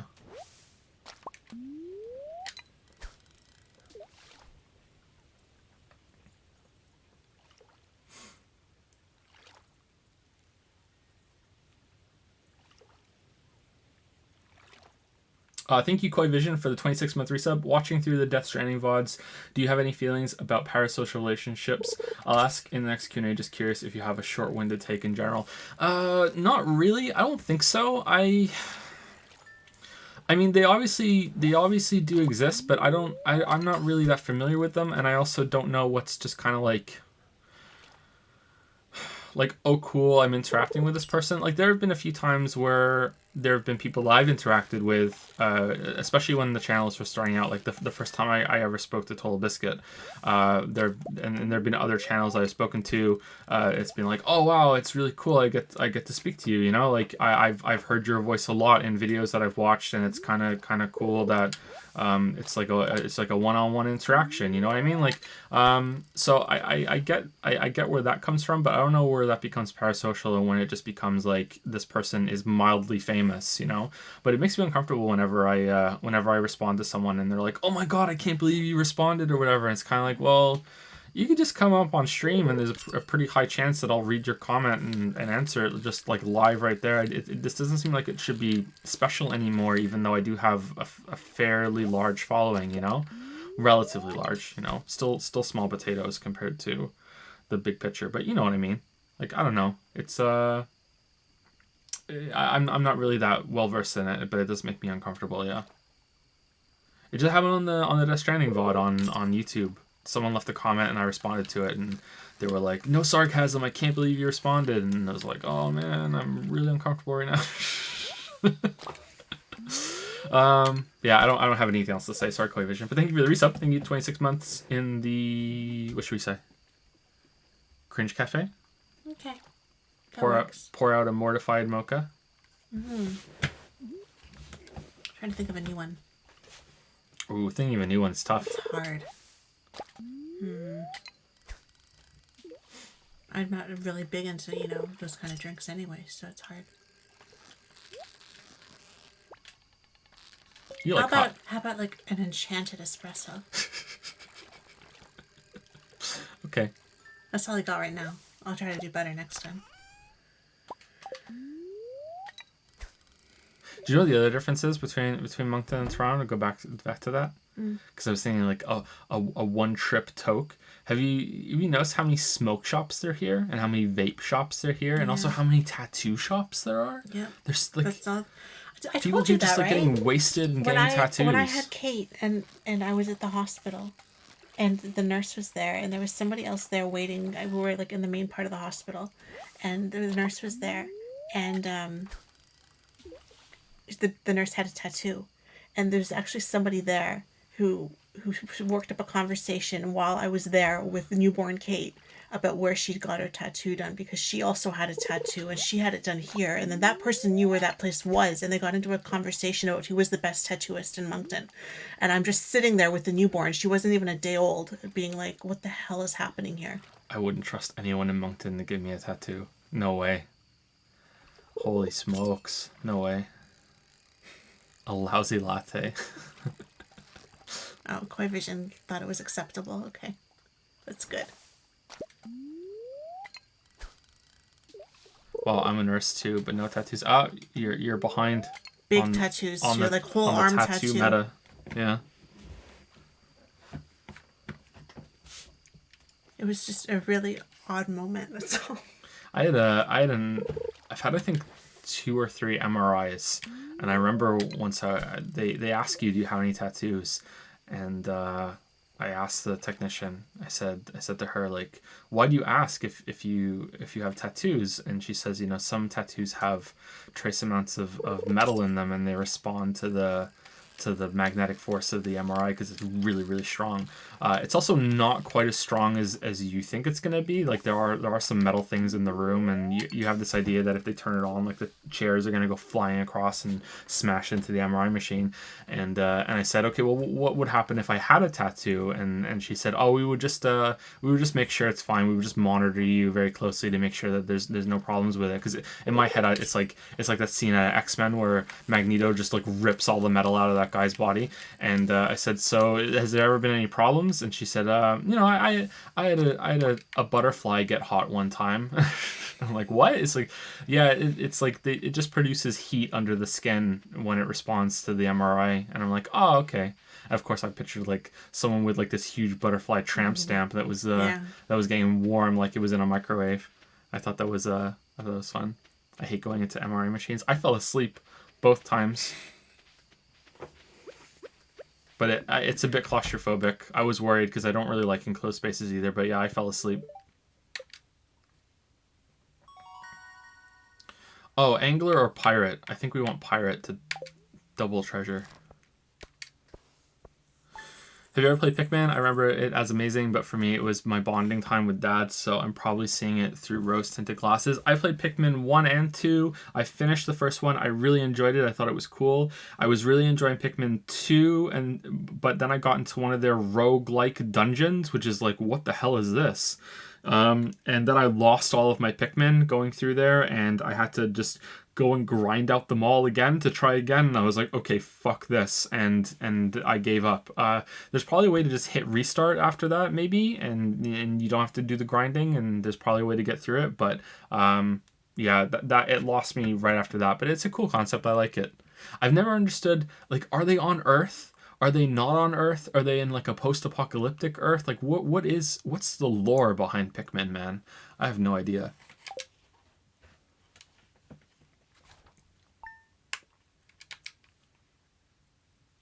But it's a cool idea. I've never played Pikmin 3. I'd like to give it a try at some point, but that's just added to the list of probably over 100 games that I would like to try, but I will never ever have time to do. Anyway, let's move on to the next person from Twitch. We should probably try and move through a little faster. We've meandered a little bit too much tonight. Sorry. Saracen says, "Hey, throwing my question into the ring. How do you rank the difficulty curve Soulsborne series plus Sekiro? That is super vague, so more specifically, how challenging the game is compared to how you got better over the course of the game."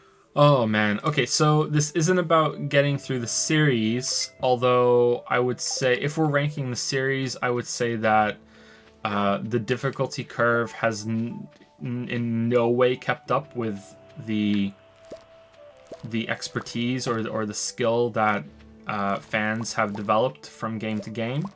I have a pet theory that a lot of people hate, and sometimes chat gets mad at me when I say this, but I have a pet theory that one of the reasons why Dark Souls 2 was rejected so hard by quite a bit of the fans was that it made them feel like they were a scrub again, because it has some changes, and also it was like the second one that most people played, and they felt like they shouldn't feel like a scrub again after playing Dark Souls 1 so much that they kind of rejected quite a bit about it. I know that may be seen as somewhat of an offensive gaming opinion, but that's one of my pet theories for why that game is rejected so much. But yeah, that's me being part of the Dark Souls 2 defense force. I also feel like maybe some people had that experience with Sekiro, because Sekiro is, again, it's the biggest departure from the basic Souls thing. I feel like Dark Souls 1, 3, and Bloodborne are the most similar of the 5. Demon Souls, I've only played it once, so I kind of forget about Demon Souls, whereas I feel like Dark Souls 2 feels like it should have been a different game with a different, like, it almost feels like it was made in a completely different style and feel almost, even though it's the same kind of gameplay. I don't know. I'm not explaining that well, but I feel if you've played it, I think you know what I mean. Like, if you play Dark Souls 1 and then play Dark Souls 3, you're like, oh, okay. And even in Bloodborne, you're like, oh, okay. And then you go play Dark Souls 2 and it's kind of like, oh man, I have to, like, adjust to how this game pilots, you know? Like, it's almost like you're like controlling a little person in a head that's pulling levers with the Dark Souls 2 character rather than the character itself, like in Dark Souls 1, 3, and Bloodborne. So I would say that the games, the series hasn't really kept up all that well with how good players have gotten, but a lot of people struggled with Sekiro, and I felt like Sekiro wasn't really all that difficult except for the difficulty curve of the last bosses. I feel like they nailed that. I think that the last boss in Sekiro is the best last boss in any of those games, not including DLC. Of course, I'm only talking about the base game. I hope that Sekiro gets DLC, but I feel like they would have announced it by now, so I guess it's not, which is a real shame. But anyway, yeah, I feel like that's the only last boss that is like, oh man, like, this is legit difficult. It's a real test of everything that you've learned. It's a big epic fight. It looks cool. The only thing that's a little disappointing about it is that it's another samurai duel, and it goes on a little too long, I think. But yeah, I think that's their best last boss.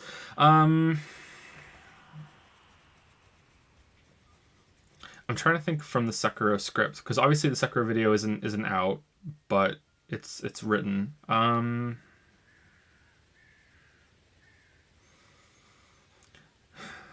Dark Souls 1 is really difficult at the beginning, and then at the end it becomes a lot easier. Even the bosses are easier. I think that Gwyn is fairly difficult actually. If you don't know how to parry, Gwyn is actually quite a struggle. But I don't know how to experience that because it's just, you know, block and parry was pretty much it for me at that point. I would be curious to see. You know, it's impossible if you ever have this experience, but I'd be curious to see how Dark Souls 1 is if it's not the first one that you play, or even the second one you play if you go from Demon Souls. Like, what would it be like playing Bloodborne, or even playing them backwards? And then Dark Souls is one of the last ones you played. I wonder how that would be. I'd be curious to see if anyone had that sort of experience with the series and how they fared with it.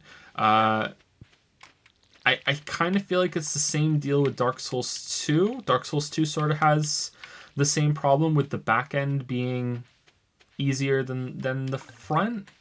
Who's at the end? Like, the last boss in Dark Souls 2 is a fucking joke. I mean, the enemies, so the normal enemies get harder, I think, in Dark Souls 2 as the game goes on, because toward the end of it you have Shrine of Amana, which I think is actually a pretty good area, and then you have like the castle, which is just gank city, gank city, and it's kind of unfair. I think even with the with my view on how multiple enemies works, I still think that's pretty unfair. And also you have that room with all of the sentries in it, which is just bullshit, with all the doors that you have to kill an enemy to use the souls to open them. Do you know what I'm talking about? Where's that? Is that before Shrine of Amana? I think it is before Shrine of Amana, isn't it? That whole room's bullshit. So I think that the normal enemy encounters is pretty good for the difficulty curve in Dark Souls 2, but the bosses are kind of meh, and it kind of loses itself in the back half. Dark Souls 3 does a pretty good job of getting steadily more difficult as the game goes on, but at that point, you know, so much experience with these types of games that Dark Souls 3 was really easy for me from start to finish. I don't think I struggled at all in Dark Souls 3 until the secret last boss, but then even then that was just because of the challenge run I was doing, and then the DLC was a big bump in difficulty, but still nothing compared to what it was before. I feel like they're trying with longer phases on fights and stuff, but I don't think that's the way to make that work. I think that Sekiro is a good step in the right direction, and I'm curious to see what they do with Dark Souls 4, how they're going to solve that problem of having fights be more difficult without having to just shove so many phases in your face. Bloodborne, let's see, Bloodborne has, at the end of it, toward the end, secret last boss is fairly difficult, but not too bad.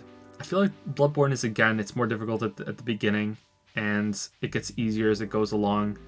Sekiro, to some extent, is the same way, but you have like that learning period early on, but it also depends on where you go. Sekiro has a lot of choices for what order you do the bosses in, and depending on how you do that, some can be a lot more difficult than others. The second boss that I killed was the one that most people kill first. First boss I killed in Sekiro was the butterfly. Second boss was the horse boss, and then the third boss I killed was the monk. So, like, I went on a really long, weird-ass route journey in Sekiro, and because of that, pretty much everything after the monk was just a fucking raffle stomp joke until the end, and then it was like, oh, okay, cool.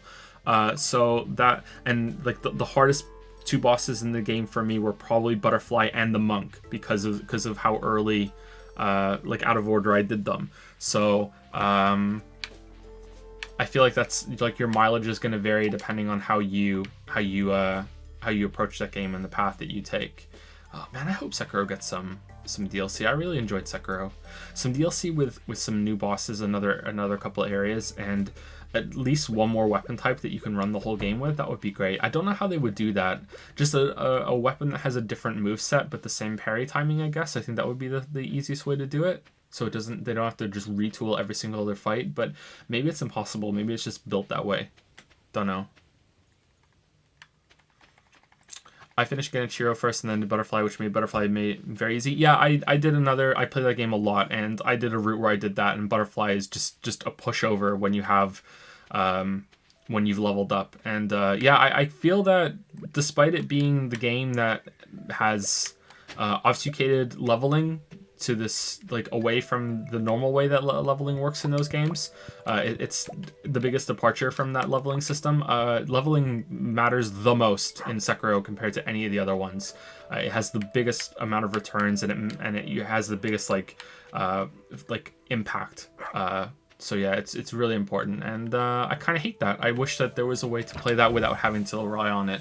I don't think that a no leveling run of Sekiro would be fun at all. Whereas I feel like it would be fun in the Souls games, and I haven't done that in Bloodborne, so I don't know if it's fun in Bloodborne. But I feel like doing that in Sekiro would just be a fucking slog. So it really matters quite a bit. So yeah, I feel like Sekiro, if you do Sekiro in the intended order, I think that it's probably pretty good for keeping you challenged and engaged the whole way through. But if you do it wrong, you can have like a big difficulty sandwich where at the beginning it's like holy shit, and then after that it's like, oh wow, okay, easy, and then at the end you're like holy shit. So that's not the worst thing in the world. I will say that some of the regular enemies in Sekiro, too often they're fucking pushovers. Like there's very few enemies in Sekiro that demand anything more of you than just like you just spam the attack button and they go down. Maybe at most you have to do one parry and that's it. I feel like the normal enemies are really disappointing in Sekiro. But hey, I'm into those games mostly for the bosses, so it's not the worst thing in the world. What should I do in the game, Lily? Should I go to the mines? Go to the mines. Mines are my favorite. Let's go to the mines. Not even Guardian Ape was difficult. I got stuck at that guy. Okay, so spoilers real quick. Spoiler warning for Sekiro for something, because this is I've been sort of vague so far. So here, if you want spoilers for Sekiro, like go away for like 2 minutes and come back. 1, 2, 3, 4, 5. So Guardian Ape, I didn't struggle with much at all. I mean, I didn't one-shot it, but I killed it pretty fast, and the fight is just amazing. However, because of the route that I took, I didn't have to fight. I didn't see the rematch of Guardian Ape, which also means that I went into the last phase of the game. I think I missed 2 souls somewhere. I didn't have the attack upgrade from 2 of them because of this. So like I was weaker than I should have been at the end, which is maybe why I had a really good time with Ishin. So I didn't see the double ape fight on my. Oh, I've done the mines already. I didn't do the double ape fight on my first time through, and I was actually really surprised when I was talking on Discord about it afterwards, and they're like, "Hey, how did you do that fight?" And I was like, "What?" And there's like, "Holy shit!" So on my other playthroughs, I did see that, and that one's fairly tough. However, it's fairly well balanced actually. You can, in kind of a bullshit way that kind of breaks your immersion. Oh no, that the second ape will only attack you when the first ape is doing certain attacks. So they definitely were very aware of the multiple enemy problem that those games can have with attacks layering over each other. So you can get into this flow of the battle where you can just like bait the ape into a certain attack pattern and then get some free cheap hits in, which I tried not to do because it felt kind of cheap, but yeah, you can do that, and it's all right. It's not quite as bullshit as I was expecting it to be, and it's not quite as bullshit as I initially thought it was when I first playing it. I was like, okay, this fucking sucks, because I was trying to rush them down, and I was like, oh, okay, it's not too bad. But yeah, not my favorite fight in the game because it's still kind of, you have to, there's waiting. So, not the best. And that's it. I think that's all I can say about those games. I hope that's the kind of answer that you were looking for, Saracen. I'm not sure, but I think so. Hopefully that's the kind of thing that you wanted.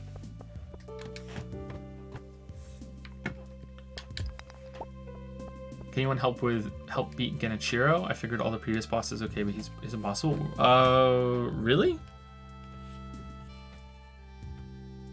Did you get the monk? Maybe you need to level up or something, or maybe you missed something somewhere. Genichiro isn't too bad.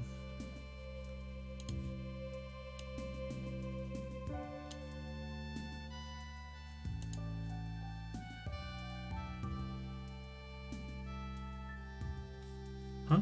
The music? Yeah. Yeah, it's coming from the headset over there. It started. Sounds different. It sounds different. Sounds like bagpipey. I don't know. Maybe I have different music than you. That's weird. Warsip says, hey, Joe and Lily. A couple of quick ones. Have you ever felt very reluctant to finish a game after a long break because you felt rusty? For example, I never finished the final boss in Sekiro, and every time I wanted to, I realized that I would need to learn how to play it again to some extent. It became this weird cycle of postponing the fight every time because it's been so long, despite knowing that the longer I wait, the more difficult it will become. I can't think of anything like that. I'm sure it has happened, and I ended up just going back and playing the whole game again. The closest thing I can think of is recently with Celeste, where I didn't want to play the new chapter on stream because I hadn't played it in so long that I was rusty, and I felt like going into that would be like a really bad experience because I'm not going to remember how to play that game. And then I was like, oh, fuck it, let's just do it. And it went okay. There was a period of relearning and the controls felt a little awkward. Any game that has really precise controls like that usually has a big adjustment period to it, you know? Like even like action games like that, like Devil May Cry, that sort of thing, also have these periods where even though the controls are like really, really, really good and there's not really much you can improve on them, there's always this adjustment phase to them. Whereas something that has not much else to it is like, yeah, okay, I can sink back into this really quickly, if that makes sense. Maybe it doesn't make sense. Maybe it's just those games are exceptional like that. I can definitely see it with Sekiro, yeah. Sekiro, yeah, definitely there. If I was on the last boss of that game and then I had to not play it for like weeks and then come back, I'd be like, oh shit, fuck this. I think I would probably just play the whole thing again. It's not too bad to just rush through that, by the way, so maybe it'd be worth it just to just start over and have a relearn it. I wonder if that should have a name. I wonder if there's a term for that. Anyone chat know what that is? Is there a term for where you're on? Is it unique to video games? Maybe where you don't want to go back to something because you're out of practice with it right at the end. Maybe there should be a name for it. Maybe we can think of one.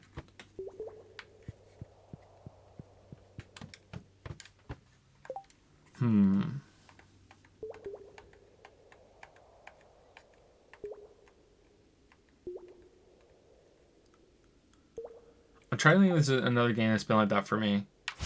I've never finished Final Fantasy VI, even though it's my favorite, because I had an American copy of the game. It was never released in Britain, and the converter that I have for it was like you have to. It was this weird thing where it was like a Game Genie that plugged into the Super Nintendo cartridge socket, and you had to put the game you wanted to play on the top, and then another game from the region you wanted to convert it to on the side of it. So like the Final Fantasy VI cartridge I had was NTSC, and another game I had Theme Park, which was a British copy, which was PAL, and you would plug that in, so it would get the PAL code from the other game and just substitute it in for the American version of the game. And you could also do it vice versa too. And for whatever reason, having that set up that way would make Final Fantasy VI crash at the ending every single time. So I never got to see that ending for myself on a playthrough. I watched it on YouTube a while later, like years and years later, but I was always really upset that I never got to see the ending of that game when I was playing it myself. And then years later, I was like back in Canada, and I had an American, or NTSC I should say, Super Nintendo, and I could have seen it, but I was like, oh no, I'm right at the end, I should play the whole thing again, and it's like that's a big commitment, and if I just jump in right now, I'm not gonna have the full experience. So I think that's probably the closest I've had. I don't think there's ever been any boss like that where I've been like, you know what, I'm gonna have to relearn the whole thing, fuck that. Maybe it happened with a Dark Souls game though, and I just don't remember it, and I just started from scratch and I played through it again. I'm trying to think. I don't think so.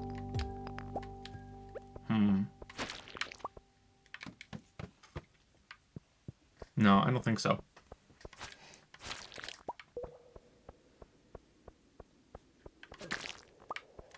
Next question. Yep, go for it. Warsip had another one, right? Yeah. Are video games ever going to get over Dark Souls, and why was its impact on the industry so significant? Oh man. So I think obviously it will. It's at some point Dark Souls is going to be forgotten. I don't think it's going to be a game that is going to be able to be played forever unless it gets constant remasters and the like, or remakes. It probably will get a remake one day, so maybe it will survive that way, but I do think it'll be ultimately be forgotten, but it might be 20, 30, 50 years from now. It's going to be a while. I don't know if the memes that we have in these early stage of the meme landscape in the infancy or adolescence, I guess, of the internet right now, are gonna persist at all. But yeah, I don't think that Dark Souls is gonna persist all that much, but we'll see. I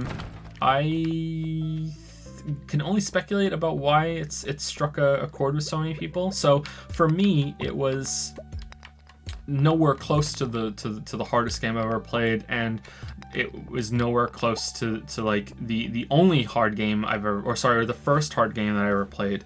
But it was that for some people. For me, it was the game that came along at the right time, where I was in this slump where I just did not give a shit anymore about video game stories.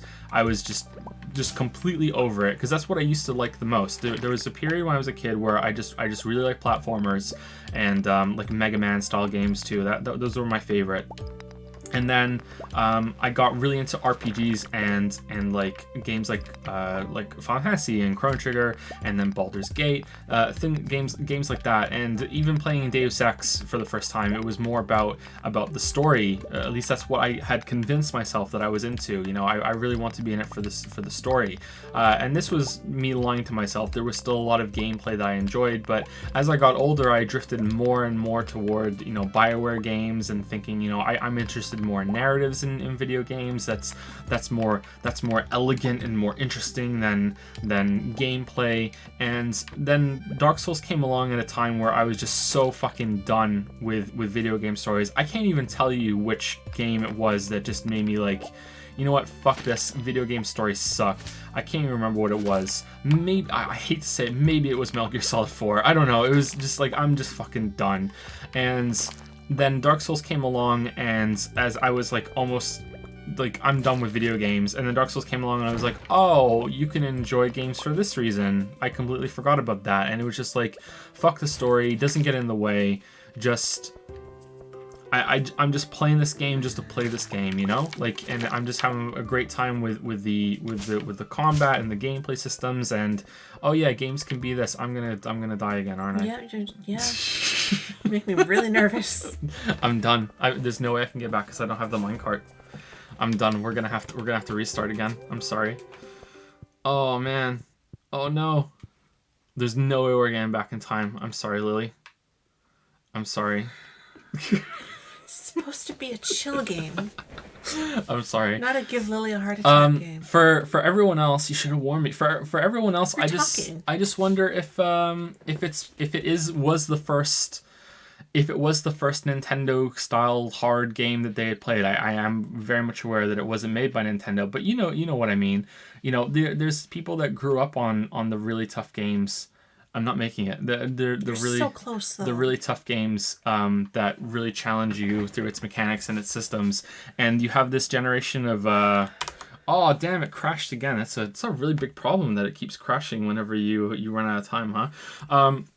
And I just wonder if there was this generation of game players when they. What generation would it be? Would it be like they first started playing games on the PlayStation 3?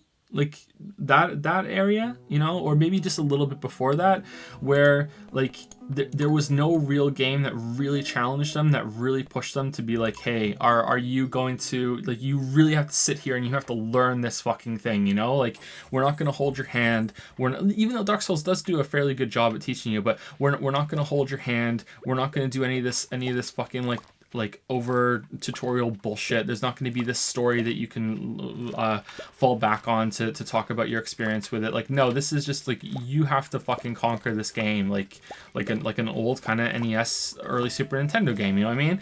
And I think for them, that was the first time that happened to those gamers. And to some extent, and I hate to say this because I think it's fine, those gaming journalists, you know, that was the first time that they had the really great gaming experience of the game just saying, no, fuck you. Like, you have to prove that you can do this. And I think that's one of the best things that games can do. And it's really important, and it's one of my favorite things. So like, they got to experience that, and it just stuck in their mind. And that's why it's like Dark Souls for so many things, you know, because when a game does that, it makes them think of Dark Souls. And I think it's a great thing. I think that those people getting to experience that, it's great. I'm really happy for them that they got that experience. Like, genuinely, like, it's really, really good. And I don't think it should be something that they get made fun of for, you know, like, oh, you didn't experience this before now, what the fuck? It's like, okay, well, so they didn't get to experience it. Who gives a shit? They didn't get to experience it. It's not crime, you know? I guess it could be argued that, you know, if they're going to talk about games, then they should have played more games before that. But how can you prove it? And there was that kind of dark area in the dark ages of that console generation where games didn't really push that much, and Dark Souls can be seen as leading the charge of games returning to that sort of thing. Like, yeah, I don't know. I think that's why it's important, and I do think we'll get over it, and I think it will go down in history, but it'll be an obscure history. It won't be that well remembered. Depends on how lasting the genre Souls-like is. We haven't thought of anything better just yet, right? I don't know. Do you guys think I'm off the mark there? That's how I feel. I feel like that's why the game is so important, and it's so referenced. Is that for a lot of people, or maybe a whole generation of gamers there, it was their first hard game, or their first hard game that they couldn't really cheese their way through, even though you kind of can.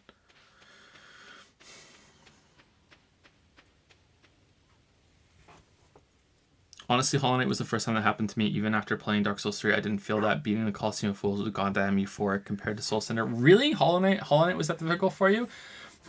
I've been told that this is gonna sound like a brag, and I'm sorry, I really don't mean it that way. I'm aware that I am above average in platformers, but as a gamer overall, I feel like I'm just about average at games, period. But I've been told that I am just too good at Hollow Knight to properly judge it, or to fairly judge it. That I should just, when it comes to like judging the difficulty and the feeling of that part of that game, that I should just like bluntly just shut the fuck up. Like, I can't speak for any amount of people that's worth representing, but I don't know, like, Hollow Knight wasn't that tough for me, but maybe, I don't know. We never took the yam, Lily. No. You have one now? We never took, I don't think we took the yam. Maybe we made one.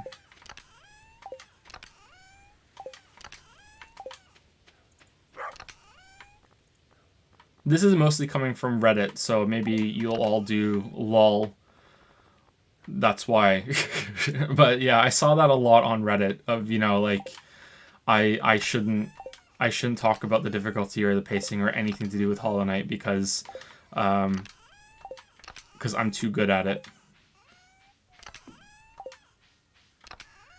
But yeah, Hollow Knight was only difficult when I was doing the challenge mode of yeah, I guess so. I don't know. Maybe I've played too many platformers. Colosseum of Fools is tough. Please don't feel like I'm putting that achievement down. Colosseum of Fools is tough, but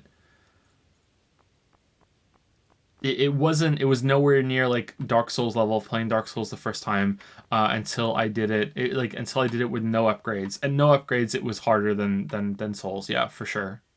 And no upgrades, it was really hard. But yeah.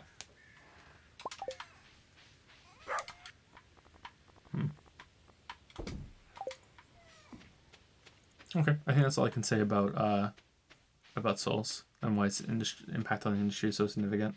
Did Worse about a quick question or anything There like was that? one more question. Okay. What do you think of squad turn-based combat without any real instant healing mechanics? I'm talking Civilization, Heroes in Might and Magic, etc. Those games are more about managing resources and troops and preparing for combat in advance. I think that can have quite a bit of merit, and even though I don't like turn-based stuff, and I prefer to have gameplay systems that have you actively playing with them and testing your mechanical skill, and your reflexes and that side of games, I do think that there's a lot more merit to what you're describing than just having turn-based combat in an RPG. That's testing how well you're prepared, how like your knowledge of being able to have the resources that you have when you're going into these combat encounters. I would still say that it's not something I particularly love. It's not something I'm gonna like go out of my way to experience, but it's definitely what? Oh no. It's not starting, but it definitely has more appeal to me than the turn-based combat that I usually deplore in videos and on streams. I don't think that like the Persona Final Fantasy style turn-based combat is ever going to be something that I enjoy. Persona 5 got away with it by just being really, really quick. I feel like Persona 5 and Pokemon have the same sort of band-aid fix where this is gonna sound really condescending. I kind of feel like the devs know that the combat's boring as fuck, so they put in all these mechanics that are all about getting it over with as soon as fucking possible. So, you want to ambush the enemy and just like kill them in one turn, and that's kind of what happens in Pokemon too. You just lead with your strongest Pokemon and just sweep the fucking team, and it's just like, even has a term of it competitively, right? Just sweeping, and it's just boom, boom, boom, you're done. So I wonder about that, but maybe that's not true. Maybe that's just something cool that you can do within the system. I just can never find that interesting, unfortunately. But something like Valkyria Chronicles, where you don't have that prepared part of it, I wonder. Oh, we got a sardine. I wonder if I could get into that. Like XCOM can be the similar kind of way. I don't know, but you do have some sort of preparing phase, but you don't build the units yourself like you do in Civilization, and patrolling your borders and making sure that you have a defensive line when a war does break out. I think that has more merit to it than the standard turn-based thing. But yeah, maybe we should play XCOM on stream one day. Maybe we should do a playthrough of XCOM. We'll see if I can get into it. Maybe I could get into it if I like got attached to squad mates and didn't save scum, and if they're dead, they're dead, like we can play like that and see how it goes. And anytime there's like some bullshit RNG thing that happens, I think it would be fun, and like it could become something celebrated by chat, and I could enjoy it that way. Rather on my own, I'd just get fucking angry. Maybe it could be fun to try it. Thank you for the questions, Warsip. Let me catch this fish, and then we will move it down to the next one. You should try something like Fire Emblem or XCOM. You know how most horror games don't scare you thanks to the lack of permadeath? Maybe that would work here too. Yeah, I think having the permadeath would be interesting. And I think the chat would enjoy playing Three Houses. That's a really long game, isn't it? Does it have a lot of story and character interactions in Three Houses? Does Fire Emblem have that? Or is it just kind of... Is that part of the game a bit overblown? It's very long.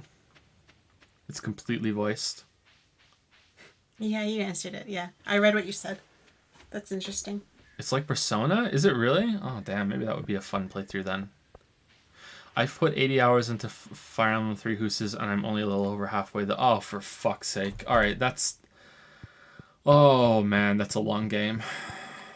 All right, I'm not promising, but I'll consider it. We'll see. Crab pot, little crab pot. Ooh, not a crab pot.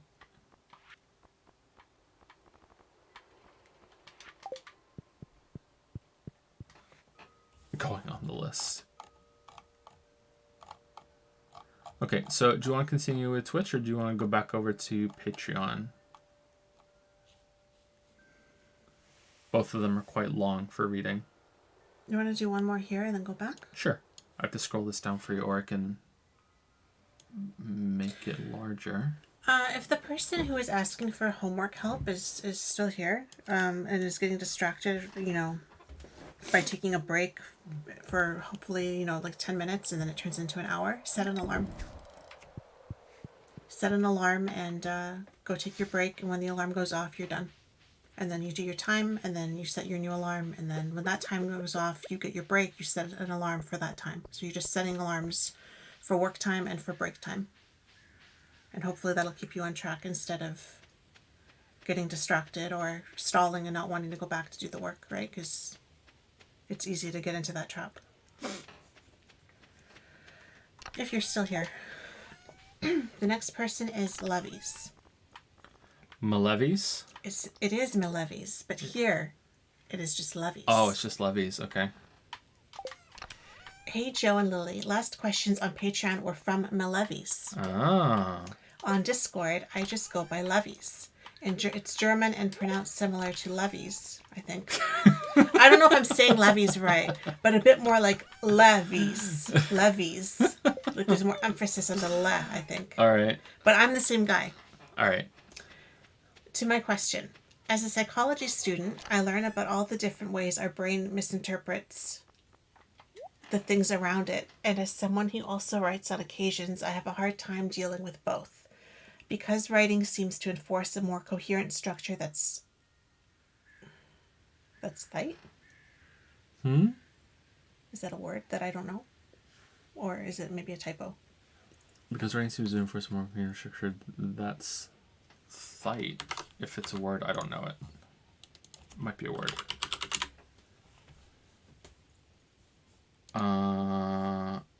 Some girl who looks proper tight downstairs but has some banging thighs.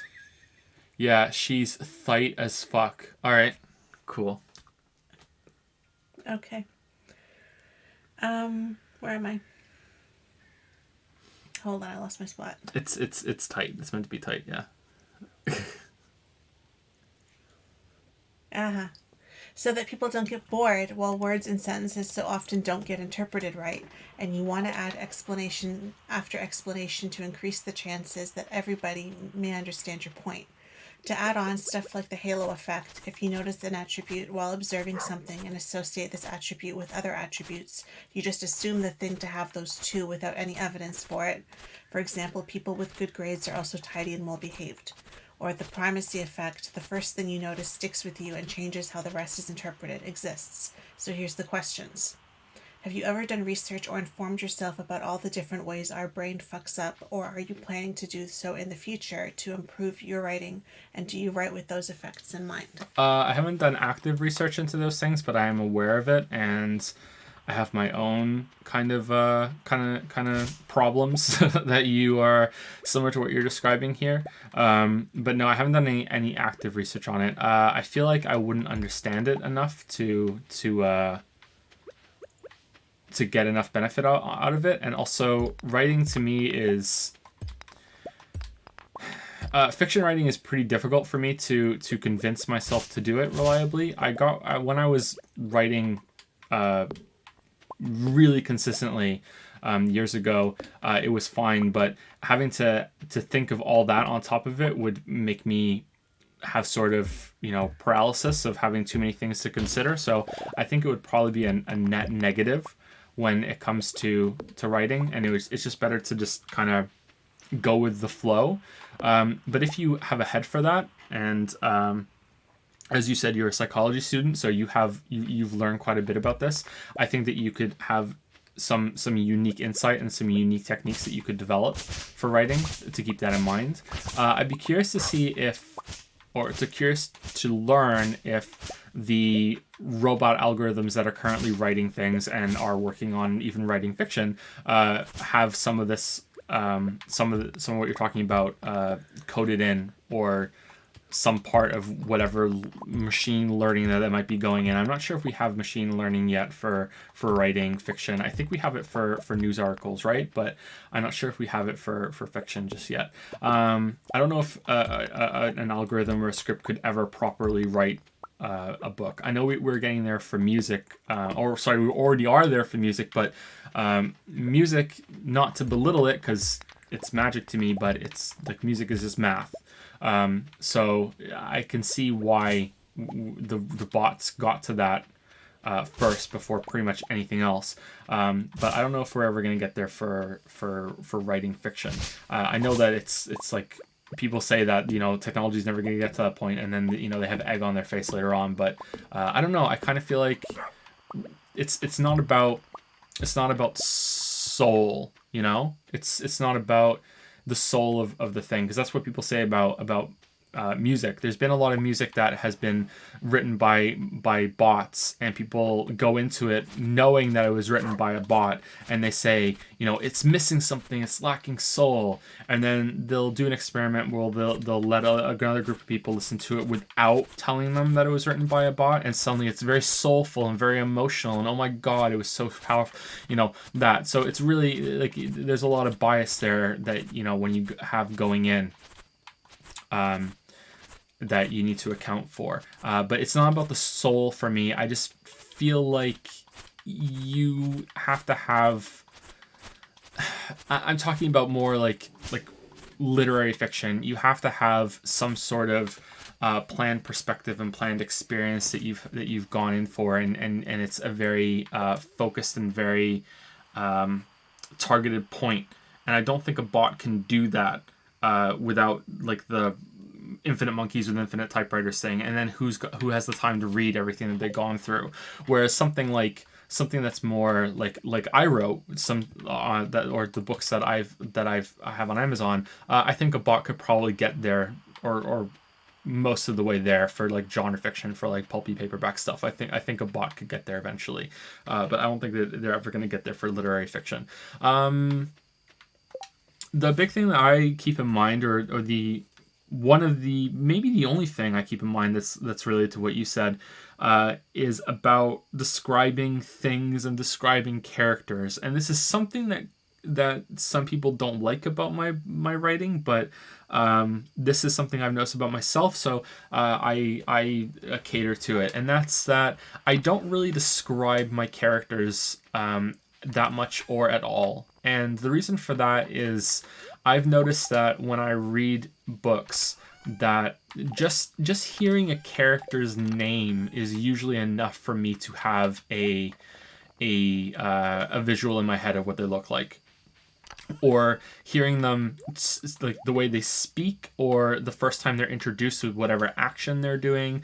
My brain will just immediately just rapid fire connections between what I've experienced in the past with that, and suddenly that character looks like someone I knew when I was 8, or looks like someone, the first person I saw ever doing that activity, if like they're playing tennis or whatever, or if the first time they're ever introduced they're playing tennis and they have like a towel around their neck, then that might be how they look for the rest of the book, no matter what, that sort of thing.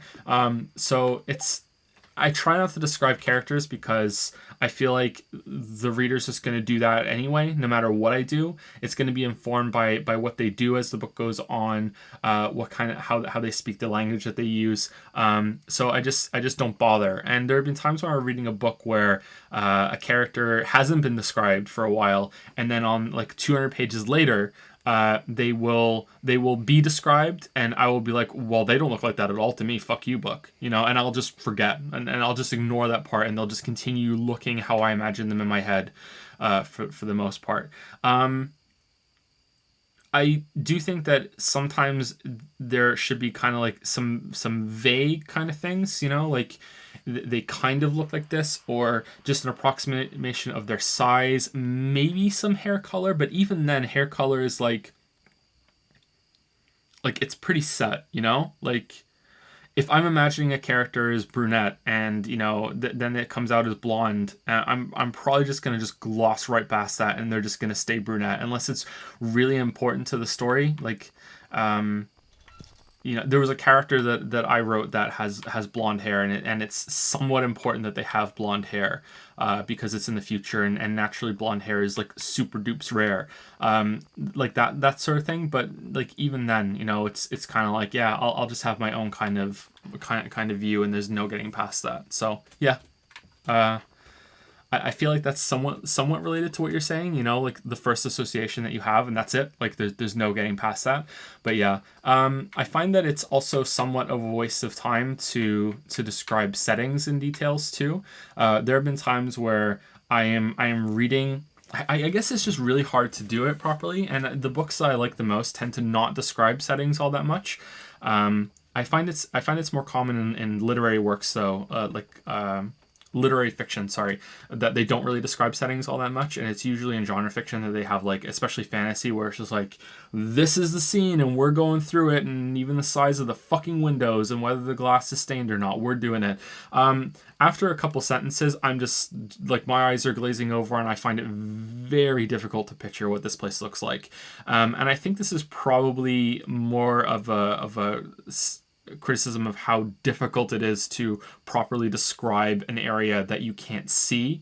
It's sort of like describing a painting, and I don't think you could ever really get to the point where you could accurately describe a painting that it recreates what it is to look at it. So I kind of feel like it's a waste of fucking time when an author will go to great lengths to set the scene like that.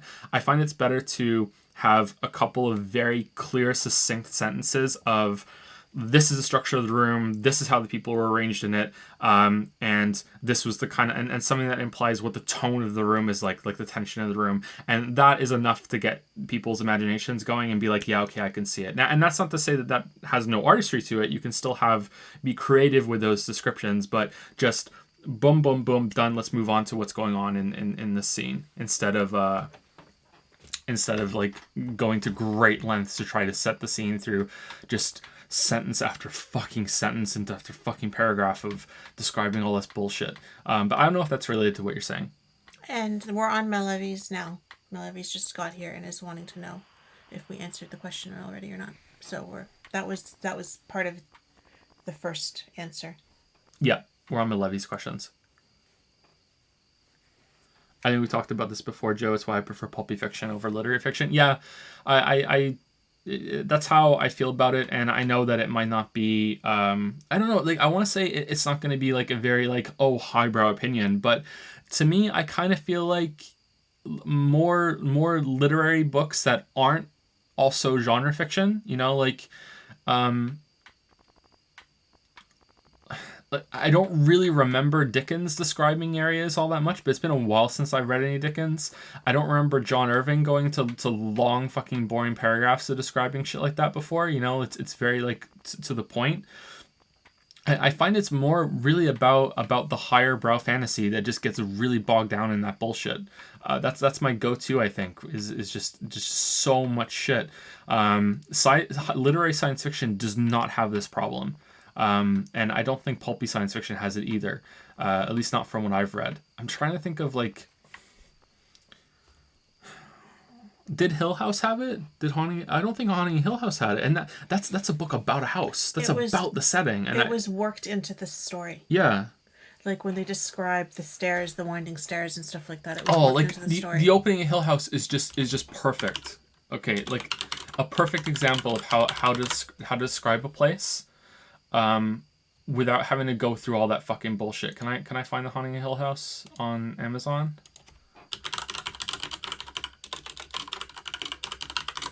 The book is probably in this room, and I'm like fucking going. I think I put it back on the shelf. Actually, it's in my bedroom.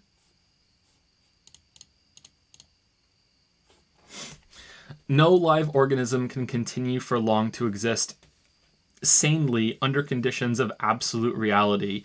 Even larks and katydids are supposed by some to dream. Hill House, not sane. Oh, it's such a good fucking... Oh, man. Hill House, not sane, stood by itself against its hills, holding darkness within. It had stood so for 80 years and might stand for 80 more. Within, walls continued upright, bricks met neatly, floors were firm, and doors were sensibly shut. Silence lay steadily against the wood and stone of Hill House, and whatever walked there walked alone. Done. That's it. Now we're on characters in the next paragraph. That's it. Done. Like that's like George R. R. Martin would look at that and have an aneurysm. Like, what's go? Keep going. You know what I mean? Like, it's done. You know what I mean? Like that's perfect. Perfect. It also like, sets the tone of the house. I don't even like this book all that much, and that's just perfect. That's one of the best opening paragraphs ever. It's not just describing what it looks like. You know, like it's that's what I want.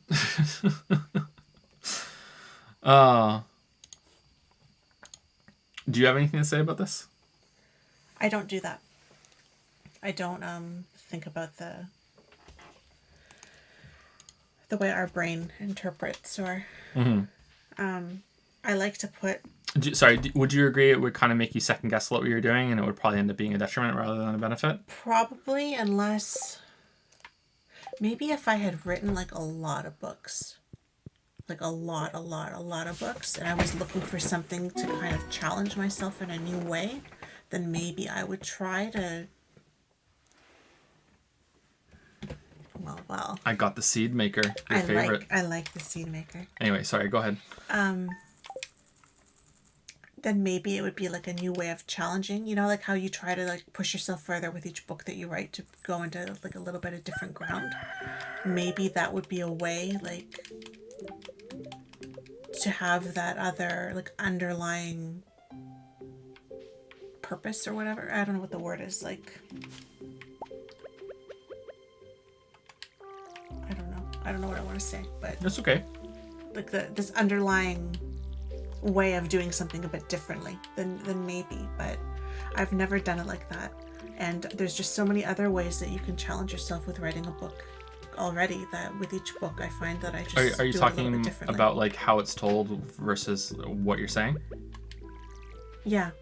Okay. Yeah, not so much the story itself, but maybe telling it in a way that it would be received differently. You know, I try to put... There's a lot of mental health stuff in my books, but that's not really the same thing. You know, that's not research. That's just from a personal perspective that I try to work that stuff in, and I hope that people will relate to it in different ways. But I don't really think so much about, like he's saying, in ways our brain fucks up, specifically here, like if you've done research on that, and I haven't done that. I haven't done anything like with the primacy effect that he's mentioning, or you know. The halo effect is interesting because it leads to assumptions about characters, but there's also something called the autobiographical fallacy, which is when you will read something about a character in a book and then you will go on to assume, kind of like the halo effect, that you will go on to assume that the author also shares that opinion. So if you have a main character that is a like super spy guy, and he likes to eat steak and like, you know, eats a lot of red meat, and it's part of his character, you know, like he's always like drinking alcohol, and then you find out the author is a vegan who has sworn off alcohol. You know what I mean? Like, you're like, what? You like, well, you just assume that the author would be the same kind of way as their character. It's interesting to see how much then is the author themselves, right? Or is the opposite of the authors trying to do something from a completely different standpoint? Are any of Lili's books available published? Yeah, they're on Amazon as well, under Lily Evans. Yeah. I'm into screenwriting and have been writing in that style, so when I describe something, while I do keep in mind that a reader or producer will be reading it, I do describe the visuals because I'm aware that it's going to be less of a commitment for the audience to see it rather than for a reader to read my description. Yeah, there's also I don't know enough about screenwriting. I've only ever wrote one thing in script format, and I thought I enjoyed it. I enjoyed the limitation, but way ignorant of how it works. But you also have to keep in mind that if this is going to be produced, it has to be viable. You know, like what's it going to look like? Is that important? Is it not important? So yeah, it's I think that's different. I do feel a little bit more than you're very against describing characters and stuff. I do describe my characters. I like describing my characters. I like it when other people describe them for me because I like to be able to see them as they're supposed to be. So like I do like that. But I also try when I do it not to go on for too long about it. It's usually like a sentence or two here and there. And if I can work it into the story itself, then I will. So like I don't know if you remember like the Hollingsford murders, where Rachel's a blonde, and I say that Rachel's a blonde because she doesn't want to have the same hair color as her mother. Like she's intentionally dyes her hair so she doesn't look like her mother. Or, you know, with Marianne and her hair color and stuff, how that's important to the story as well. Or in the other book with, you know, Claire's world is shattering and like, but she's got this cheery red kettle on the stove that's, you know, going off that, you know, like here's just something so normal and so warm, you know, and kind of fuzzy, you know, and like everything's going to shit, you know. So I try to describe things so that they're relevant to the story or that there's an underlying reason for why I did it, you know, like blue walls are supposed to be calming, but you know, like shit's going downstairs, you know what I mean, like stuff like that. So not paragraph after paragraph of like the shade of the walls and the light filtering through the window and what kind of curtains they were, you know. Usually there's a reason if I say what everything looks like, you know, and or what she's wearing, or you know, like there's a reason for it. I'm trying to set up the scene and to show you that they're different, or that what you're seeing does not fit with what's really going on, you know, that kind of thing. But yeah, not the way George R.R. Martin apparently does it. Although Anne Rice does that too. Does she? In that witch book that I love, and I love that book, but she goes on about the flowers, she goes on about how they're renovating the house and what kind of drapes they hang and what color the walls are, the china collection, how many serving forks they have versus like just everything. And to a point it's interesting, but we're talking page after page after page of just like, after reading it several times now, I just unknowingly just skip over it. Like I can't help it. Like I just jump through it and I'm into the dialogue, you know, because I can't read it that many times. Anne Rice didn't bother me too much. I don't remember her being quite that bad, but I haven't read George R. R. Martin, so maybe he's much worse. But Anne Rice is but she does do that. Anne Rice reminds me of Stephen King more than anyone else, but it's not a perfect match. But yeah, that's where I would put Anne Rice.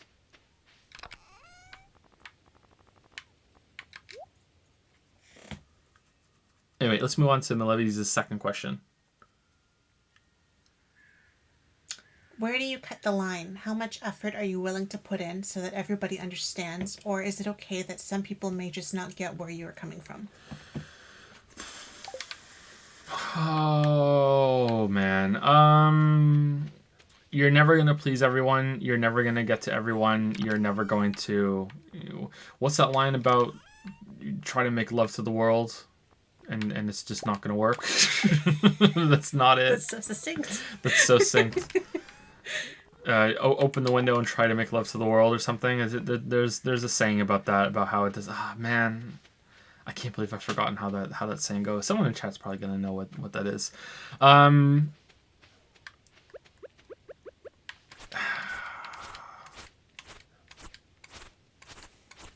I agree. You're not going to reach everybody, and everybody's experience and things that they've read and things that have happened to them are going to color their experience too.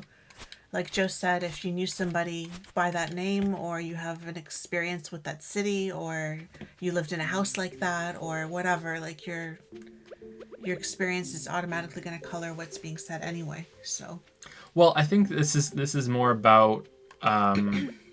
It's still relevant, but I think this is more about trying to explain things to everyone. I think that was the context of the first question. It's more about, like, should you over-explain because you want to make sure that no reader is left behind. And I'm just trying to find a way to delicately say that some people are really fucking dumb. Like, it's kind of scary how dumb some people are. And I like to, there have been some really dumb takes in chat and in the comment sections on YouTube that I've seen in my time since launching the channel. Some people really dumb, and it got to the point a little bit where I was actually starting to feel a little worried about the state of humanity. I know how like dramatic that sounds, but like I got to the point where I was just starting to think that most of them were trolls, because there's no way that some people can be that fucking dumb, but some people are that dumb, and I feel as though trying to appease people that aren't gonna get it is just a fool's errand,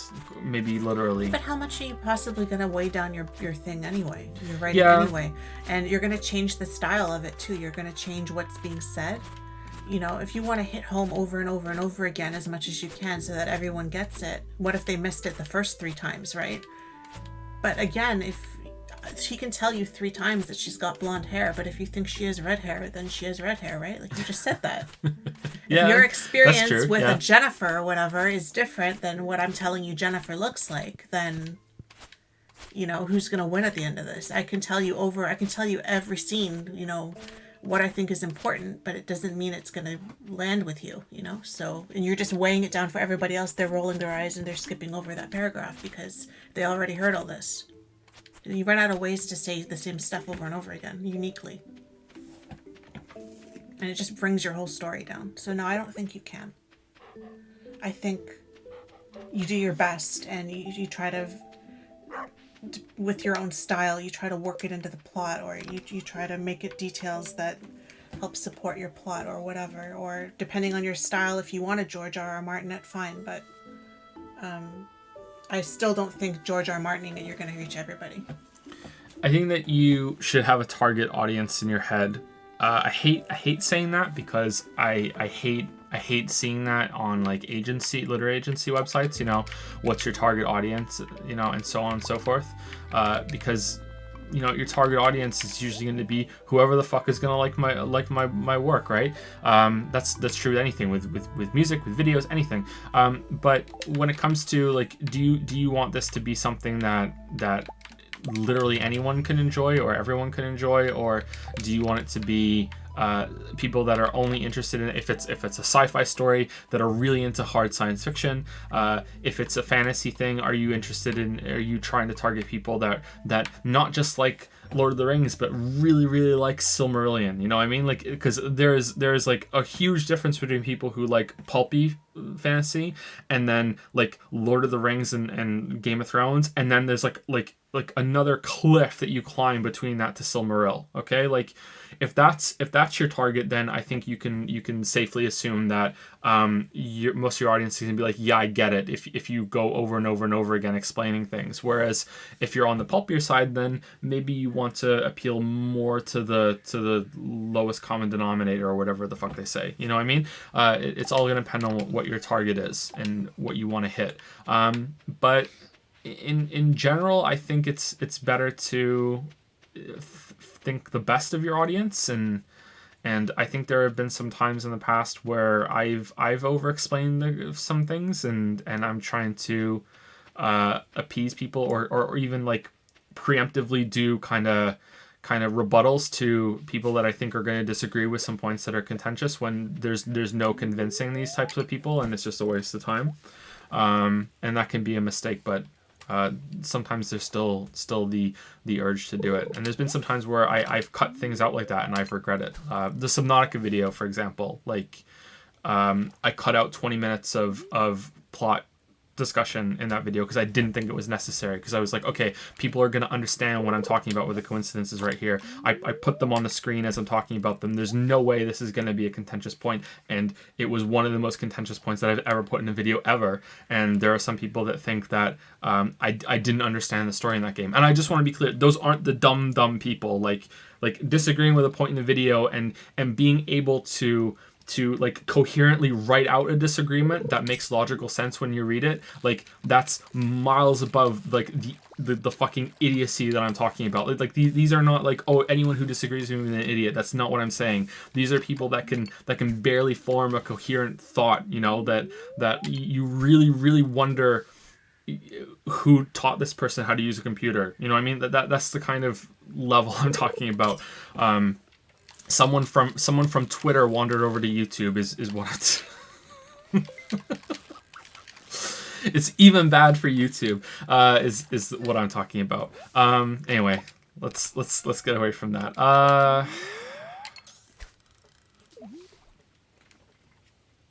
I think it's also going to depend. Like, are you trying to make money, or are you trying to make art? That's all. That's a big thing when it comes to any creative work. Well, do you know your target audience before you start writing it, or do you just write it because that's your style of writing, and then you try to find your target audience afterward? Is your goal to make something that's entertaining, or is your goal to make something that's a masterpiece? Even if it's still art, like the art can be, your goals can be like purely artistic and still be entertaining instead of just being purely financial. And it's never going to be black or white. There's a spectrum between like artistry and like being a product, you know what I mean? Making money. So it's like, what you want, what's your goal there? Like, I think readers are pretty like adept at recognizing, is this supposed to be some big stinking masterpiece that I'm supposed to read multiple times before I even begin to understand it, or is this something that's supposed to be kind of more disposable, entertaining, even if it is still meant to be like a display of artistry? And if that's the case, I think that readers are going to be more keen to put up with some exposition that they might not need, but still needs to be there for some other readers that might not be so quick on the uptake, especially if it's a genre that they don't like. That's another thing too to consider, is that there's genre competency, just like there is in video games when it comes to concepts of genre fiction, you know, not just science fiction and fantasy, but also horror, you know, or horror that leads into fantasy, because genres can kind of get blurry and stuff, right? I would say that probably like the spy genre and the thriller genre have some competency of learning kind of like the secondary language of each genre too, but I think that's more in video games. But yeah, like books are more active like than movies, so that's something to consider too. There are entry level books for genres. Are there really entry level movies? Like, I don't think so. Like maybe with foreign films and older movies. I don't know. Like, I don't really watch a lot of high art films, so maybe there are, but I've never heard of like this is an entry level film.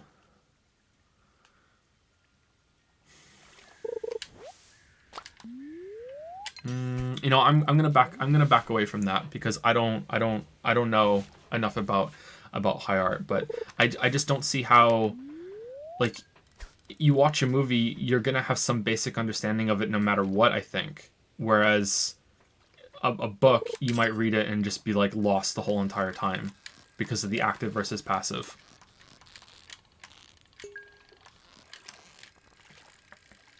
Anyway, thank you for the questions, Malevis. Those were interesting to think of.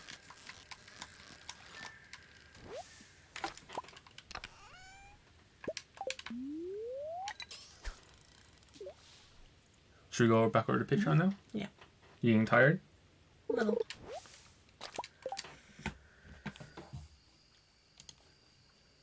I think we're at like, what, 2.5 hours now? I don't think we're at 3 hours yet. Yeah, but we started a little late because the usual, but yeah.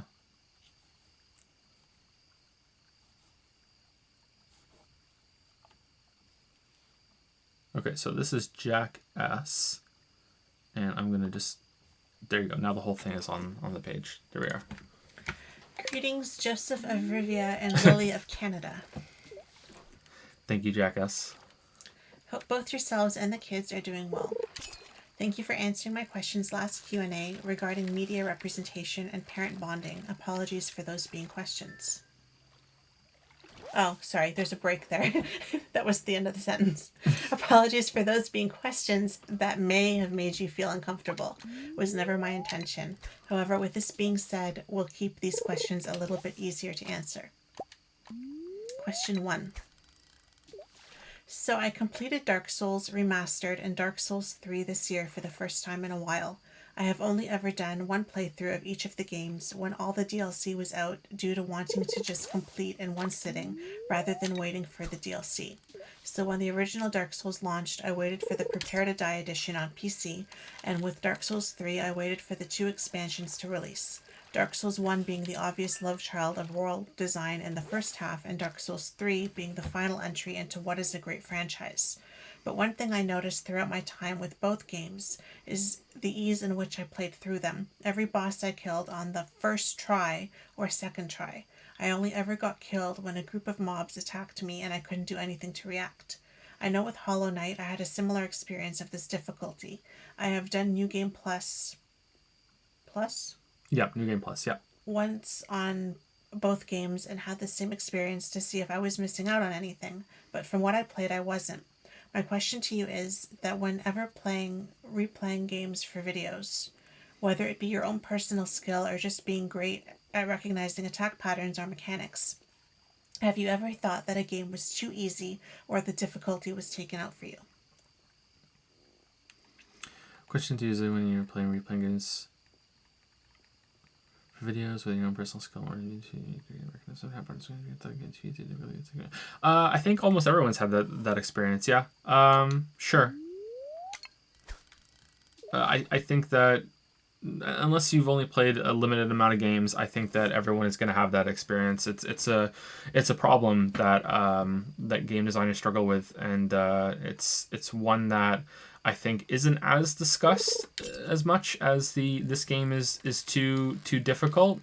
Whereas it's just as big of a problem, maybe even more of a problem than this game is. So it being too easy is as big, if not a bigger problem than the game is too difficult. I think that what makes it stick out more when the game is too difficult for you is that it's the game is pretty much forcing you to stop playing it, whereas when it's too easy, it's a decision that you make to stop playing it, so it doesn't stick out as much of a big of a problem. Because it's a choice instead of the game kind of scaring you away. But anytime that you've been bored playing a game, like that's in, I would say 9 out of every 10 cases, the reason why you're bored is because it's too easy. It depends on the kind of game that we're talking about, but by and large, yeah, that's what's happening. It's difficulty can also mean just understanding. It doesn't have to be a test of how you put inputs into the controller, that sort of thing. It happens quite a bit because I've played so many games, but I mean, if I was to play games that are outside of my comfort zone, I don't think I would have that problem. I don't think there's any racing game that I'm going to pick up and I'm going to find it like, oh, this is way too easy. I don't think there's any fighting game I'm going to pick up and think, oh yeah, this is way too easy. Although maybe, it depends on how it's tuned, I guess. I only really think this matters when you're playing something for the first time. That when you go back to a game that you've already played and suddenly it's too easy, it's like, okay, well, you've already beat it, so like that's fine.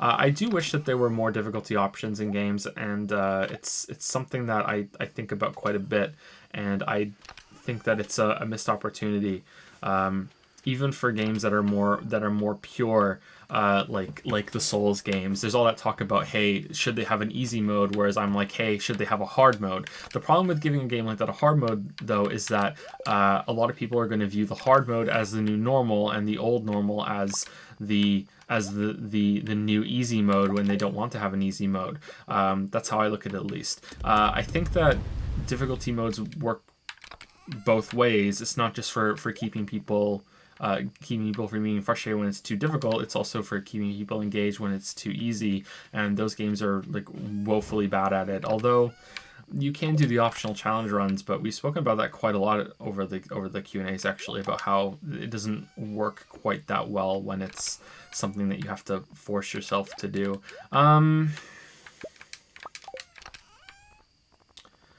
I'm trying to think if there's anything more I can say about that. I mean, it's just a flat out yes, but not want to go back to something. Sometimes it's kind of nice to go back to a game and kick its ass when it's for a video. It's not a struggle. It's like, yeah, I'm just running through it, but then the game becomes something else. It's more like it's like a victory lap of a game, right? It's nice to go back to something like Dark Souls that you struggled with before and then just boom right through it. I'm surprised you found it so easy on your first try. Did you have Did you have a lot of experience from some of the other ones? Like Dark Souls, I can see Dark Souls 3 after you played most of the other games. Yeah, that was similar to my first time through with Dark Souls 3. But Dark Souls 1 I struggled with quite a bit, but that was my first type of game that was like that. With that more methodical kind of melee combat.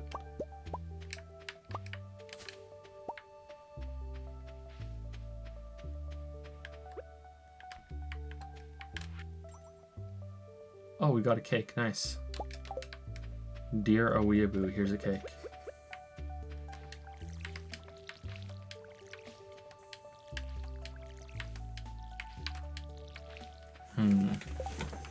I've only ever played the Soulsborne Sekiro games twice through.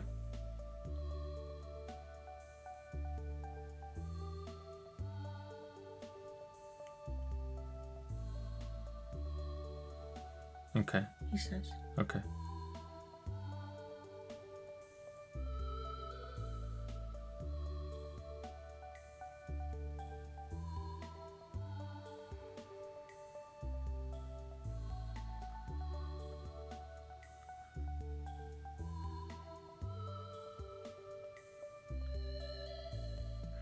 Something that I rarely do for getting footage of videos, this may surprise some people, but I actually don't usually cheat my way through. Sometimes I find like a save to download and get there, and for the case of like getting footage in some of the Bethesda games, I open the console to get better camera shots, but I usually just play my way through.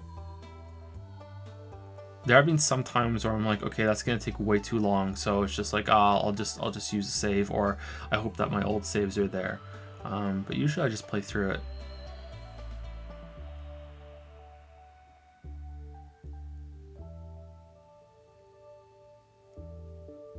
Is Jake still here? Jake has a video about this, don't you? About staying in the sweet spot between being too difficult and too easy. Didn't you read a book on it? What book did you read on that? Maybe we can do a book recommendation.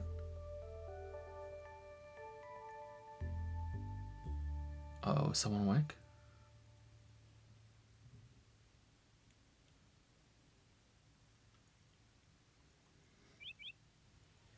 No, Nikki Jakey. Nova Canoe is Jake. Maybe it was a dog. Nikki Jakey isn't here. If Nikki Jakey was here, you would know.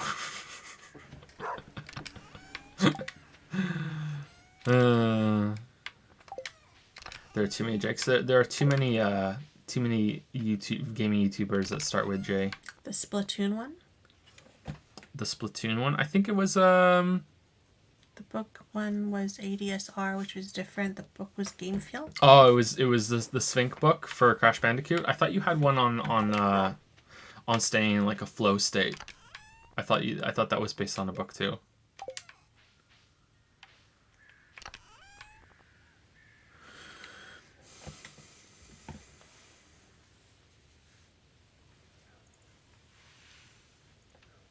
I think a good sign for a game having tuned its difficulty just right is even after you've beaten it and you go back to it, you still enjoy kind of like mopping the floor with it, that it's still satisfying. And for the most part, Souls games are still like that to me. But I just wonder if like linking it back to game feel, if that's the other success of the Souls games too. They just feel really good to play, especially compared to our boy Geralt. You know, it's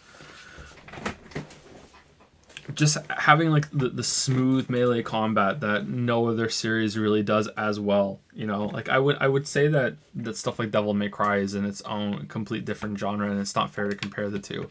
It's way flashier than the grounded stuff that you have in the Souls combat. That, you know, just having the sweet reliability of that when you hit the attack button, you're not rolling the fucking dice to see if your character is going to do a horizontal swipe, a vertical swipe, or do a fucking pirouette and go 2 meters forward, or do a fucking roll.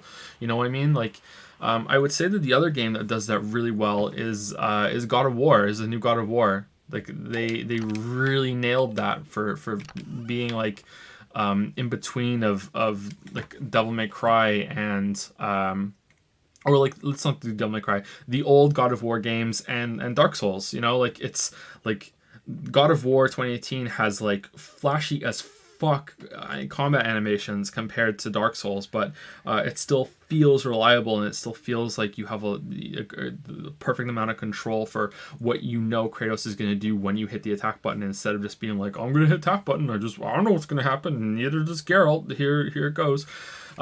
Yeah.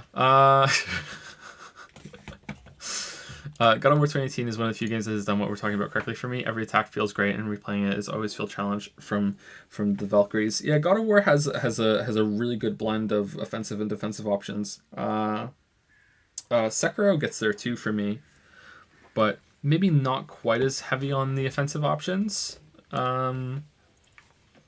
I mean, Sekiro feels like really, really aggressive compared to the other Souls games, when really it's really more of a defensive game because of the rhythm parrying that you're doing. Excuse me. Yeah, I don't know if there's anything more I can say about this. Sorry, I'm trying to think of it. Maybe I'm getting tired, but I don't think so. I think maybe there's just not much more to say.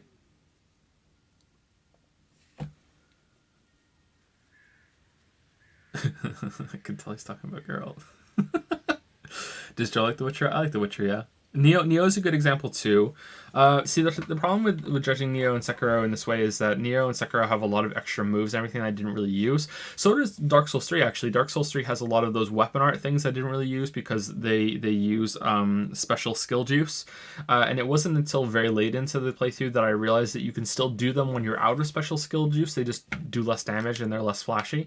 So I wish I had known that earlier on. I probably would have used them more. But there are some flashier moves that you can do with that, but they're rarer, and you're not really that pushed into using them as much as you are in God of War, where it's baked into their moveset. Wait, you can use them when you're just, yeah, you can use them. They're not as good, and I don't think you can use all of them, but yeah, you can do it. Like the one that the longsword has, where it's a thrust forward and then like a quick like uppercut with the sword. If you have the juice, it does more damage, and it's a more drawn out animation. But if you don't have the juice, you can still do it. I don't know if it's worth it. It might be just, it might do much less damage, and it's just good to have the animation for have that. And you know how sometimes you're in a tight corridor and you need the thrust stab animation. In those games, it might be that kind of thing where it's just good to have the animation, but doesn't do that much damage. But yeah, you can still do it without the juice. Yeah. Sekiro and God of War 2018, I think, get fantasy right, since they are both based on real mythology, religion. Sekiro, especially being in a real place time, that doesn't really matter all that much to me. But I do enjoy their settings more. God of War than Sekiro. I do have to admit, I'm getting a little tired of the Norse mythology setting. I think it's been a bit overdone. But it's like Skyrim, God of War, fucking Witcher 3, just like three big games that are just like boom again and again and again. I think there's one more I'm forgetting too. Like World of Warcraft just did it somewhat recently as well. Yeah.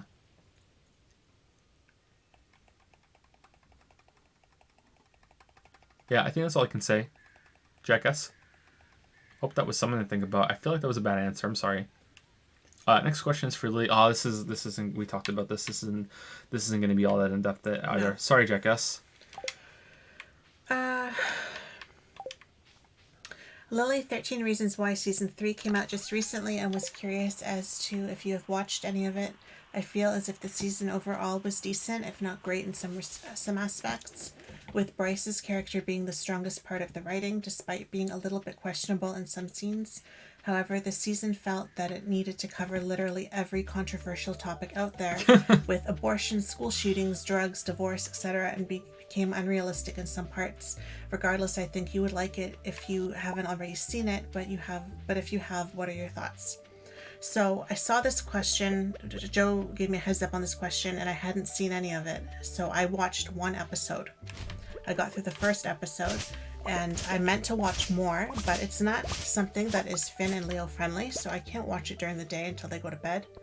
And so, yeah, I haven't gotten through as much as I would have liked. And by the time they go to bed, you're pretty much dead. I'm pretty much dead by the time they go to bed, and then I have to deal with Kate. Usually she gets 1 or 2 more feedings after they go to bed. And so I did watch some of it while I was feeding her, but I didn't get through as much as I would have liked. However, I will say I wasn't really planning on watching any of it. I was kind of on the fence. because I really enjoyed the first season. Although I do agree with you that I feel like you say they feel like they need to cover like everything under the sun, and I feel like they did that with all of them. Like I feel like I said this before, but in the first season, I felt like they gave an abundance of reasons why one person would want to kill themselves, and it was kind of overdone. Like by the time it actually happened, I was like, well, yeah, no shit, she would want to kill herself. Like how many more things can you lay on a person? Like they really, really shoved it down everyone's throats that this was a horrible life, that, and all these people had done her wrong. And obviously 13 reasons why, like it's right there in the title but that's a lot of reasons. And they were heavy reasons, most of them too. So More than 13 too, right? I don't even know. I didn't count, but I'm just saying, like, it's right there. It's kind of expected, right? That it's in the title, but they were heavy reasons too. They weren't minor, issues. So I enjoyed it, but it took on a bit of a soap opera quality for me by the end. And the second season I went into hoping would be more like the first season, and was extremely disappointed in what it was even about.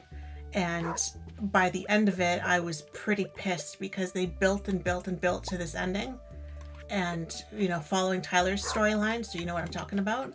And then it fizzled, and I kind of see why it fizzled, but at the same time I felt like it shouldn't have fizzled, and I felt like the writers got scared or something at the last minute and didn't want to follow through, and that kind of pissed me off. So I wasn't really thinking that I was going to watch the third season because I was so pissed off about the second season. And I watched the first episode and it was okay. But then I was flipping through to see how many episodes I had to see in like a week, because I thought we were going to get to this question last week. So I was like, how fast, like I only have like a day or two. How fast can I get through this? It's not going to happen. And I saw a spoiler. So No. You're going to laugh maybe at this, Jack, but I saw a spoiler about Bryce's storyline.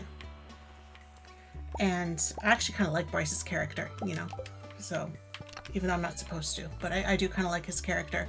I saw a spoiler about his storyline, and now I kind of want to watch it. Because now I kind of want to know what happens. So I wasn't going to watch it, and now because I have seen something, usually it's the other way around, right? You see something, you're like, fuck it, I don't need to watch it now. Well, now I want to watch it. So I'll tell you what, why don't you keep this for me on the back burner? And maybe next month this can be a bonus question for you, and you just say something like, hey Lily, did you watch it yet? And I'll do my best to watch it by then, because there's like 10 more episodes or something. So by the time we come around again, hopefully I'll have had time to watch it, because I do want to watch it now, and I'm sure I'll have an opinion by the time I'm done, because with this stuff I usually do. So but yeah, there's a lot of like strings going right now that you want to pull on a little bit. So like you said, with the abortion, I'm curious what happens with her, and with Tyler's storyline, and I always liked Justin and his storyline, and that's kind of changed. And the one I don't really care for is actually Clay. I feel he's too much of a Clay. Clay means well, but I can't take his character very seriously, which is, I don't know if I'm supposed to or not, but he's a little bit too good to be true, I think. Whereas the other ones that are more, like up to their necks and shit, I find them easier to relate to for some reason. So, but yeah. So I watched it. I'll try to get through more, and then I'll let you know what I think.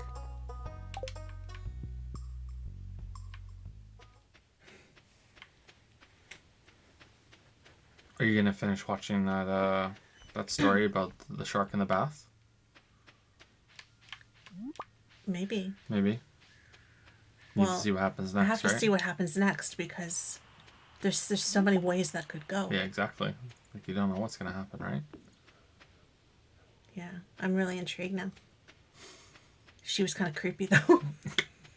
The way she looked at him, like, they didn't see the way she looked at him, so they don't know. Most of them probably weren't here when we did that, so they probably don't know. Was there a message at the end for Jack? Yes. As per usual, thanks for answering the questions. Love the fact that Q&As are back in some form. My favorite part of the channel, Patreon. I know videos have been scarce over the last few months, but rest assured, they are always worth the wait, and there's an audience for them that is happily waiting patiently. Love you guys, Jack Ass. Thank you, Jack. Thanks, Jack. Thanks for being understanding that I didn't get through it. Thank you for that. And it wasn't a very good answer, but such a nice message at the end too. Thank you, Jack.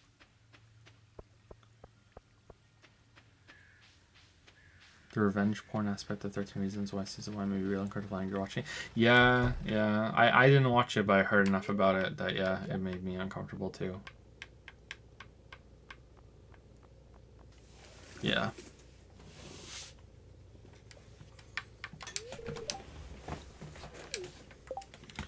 Okay, let's see. What else do we have? This is a longer question on Patreon. That's probably too difficult for me to answer right now. We could be done. I think we're at 3 hours. Yeah, we're above 3 hours, so we should probably be done. Let's see if there's an easy question to answer on Twitch.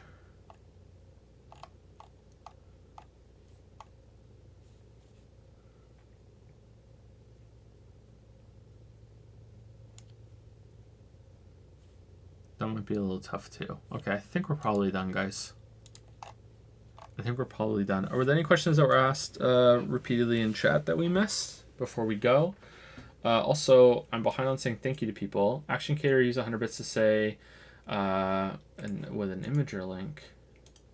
Because I'm so jobless here, I had trouble with the escort, but I tried my best. Bartender, I just went with the services version and made a room with emphasis on service instead of mixing. Let me know how it could be better.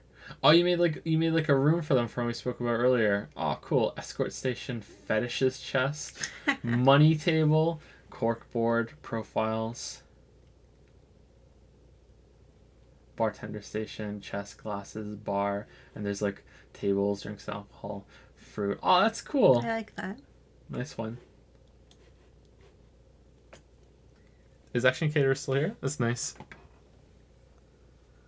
Anime Minecraft? What? What's Anime Minecraft? Hey, Action Caterer. Glad you're still here. That's cool. Thank you for that. Xenoblade 1 is a masterpiece. Are they doing a remake or a remaster? It's a remaster. We'll probably play it at some point. I don't know when though. I hope it's secretly as cringy as Xenoblade Chronicles 2 and everyone's wrong. That would be fun. Thank you, Maxi Memer Tracks or Maxi Memer Tracks. Not sure, for the new sub of Prime. That was an hour ago too. Sorry about that. We were into answers and I didn't check for a while. I think this monitor got turned off actually. Thank you for the new sub of Prime. Welcome to Prime Time. Thank you. Ralph's using this to say the warriors armed with pencils didn't seem very dangerous until they drew their swords. Oh, and thank you, Pink LED or Piv LED. I say it both times every single time for the 13-month resub with a pickle. Oh, maybe it's just pickled. Pickle. I think that's happened before. I think I've said those words in that exact order before. Exactly like that. Wow. The whole thing with the pickle as well. Just the whole thing. Thank you very much. It's new material. Pickled? Yeah, I do. Just shows that my mind works the same way. All the time. It's cringy, but takes itself far more seriously. Also, the remaster will have at least a small amount of new content with a new area that was dummied out of the Wii version. Oh, that's cool. When is it out? How long is it? Is it as long as Xenoblade Chronicles 2? We kind of skipped over a lot of the side content in Xenoblade Chronicles 2, so it was a faster playthrough than I think most had. And I think that was probably for the best. It's out in 2020? Okay.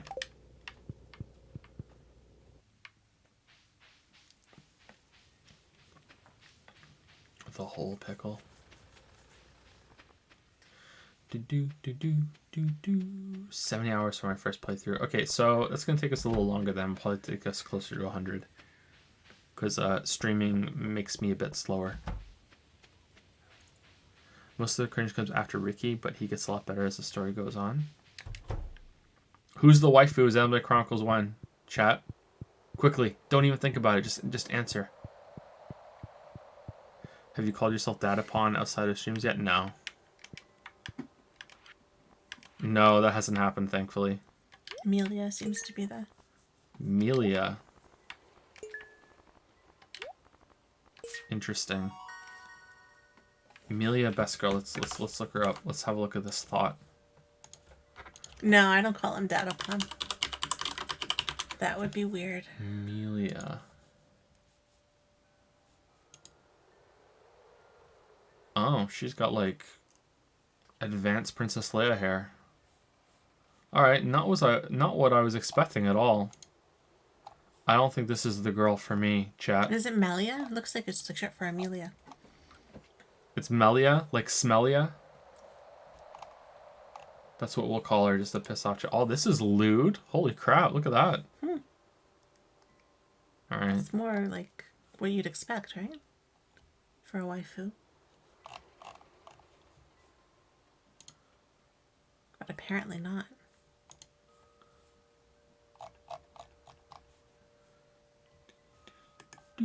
Melia, they say. Melia. Smellia. All right. Melia. Oh, we could have unlocked the minecarts this whole time. God damn it. We have the materials are just sitting in the chests. Could have saved some time. This game is getting an update next week.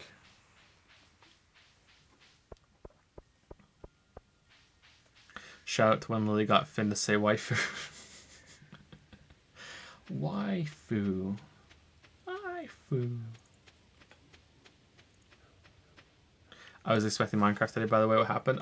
No one messaged me about what kind of server I should get, so I'm gonna have to research it myself, which means it's gonna take me a while. I don't really have the time to do it at the moment, unfortunately. Sorry.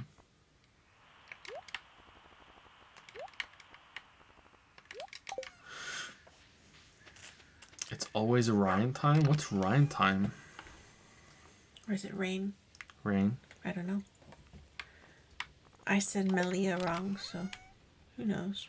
Leo has Sage of Light. That's actually still Finn who says that. I don't think Leo has ever said anything. No, it's Yeah. Finn. It wasn't Leo. Leo hasn't said anything substantial on stream just yet.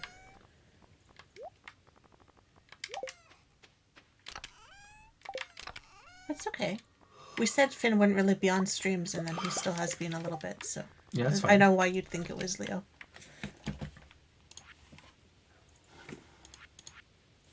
Crafts room. No, it's not the crafts room. It's the boiler room. All right, so we have slimes, batwings, solar, thing. Oh, you only need 2 of these? Oh, man, this got nerfed. There used to be way Was more. it Finn or Leo who called Becky Mama? It was Finn. Quartz, earth crystal, frozen tear. He thought all women were Mama back then. Joe used to show him pictures of models and stuff, and they were Mama too, so I was very flattered for a while. Now he knows better. I did. That's true. Alright, quartz. I need a frozen tear. Is that here? Frozen tear. Frozen geode. Frozen tear. There we go. We can get the minecart. The minecart. God damn it.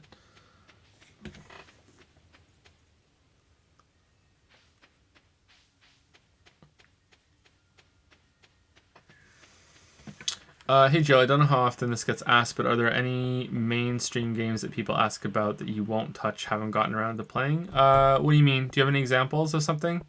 Charlemagne? Oh, there's Deltarune too. We're going to play Deltarune at some point.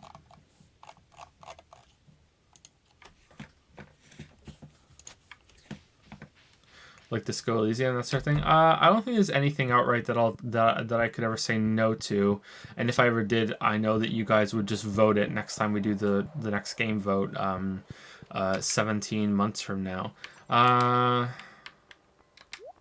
forgot Chibi was Hippo. I mean, I will never, ever, even if you guys voted for it, play No Man's Sky. Just not gonna happen. I'm not going to play Hello Neighbor again. If you guys voted for it, I would probably play the new Hello Neighbor. But, I mean, I don't even think you want that. because it's just going to be the same thing again. It's not going to be that good. But if you guys voted for it, I'm not going to play the old Hello Neighbor again. Not happening. So wait, do I just message you privately on Discord and you aren't overwhelmed with people messaging you? Able to see that Minecraft server? I mean, I am overwhelmed with people sending me stuff, but yeah, you can message me and I try to respond to all my messages. Sometimes it doesn't work out though, but yeah, I try.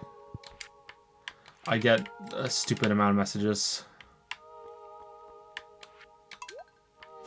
Joe, I know you keep the Q&A questions in a curated list, but I was wondering how often you check Discord, Patreon for updates or changes. We read the ones from Discord live off there, so if you edit it on Discord, then it's changed.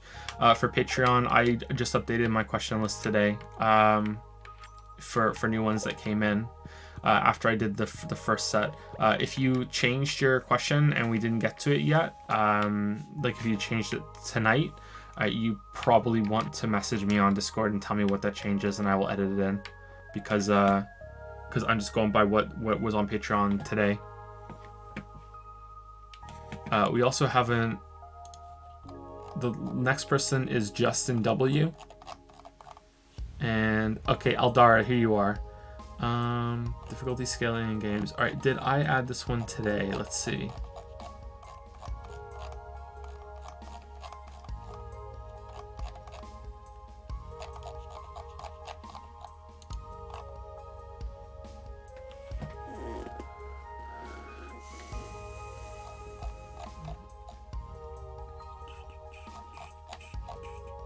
I think I added this one today. Yeah.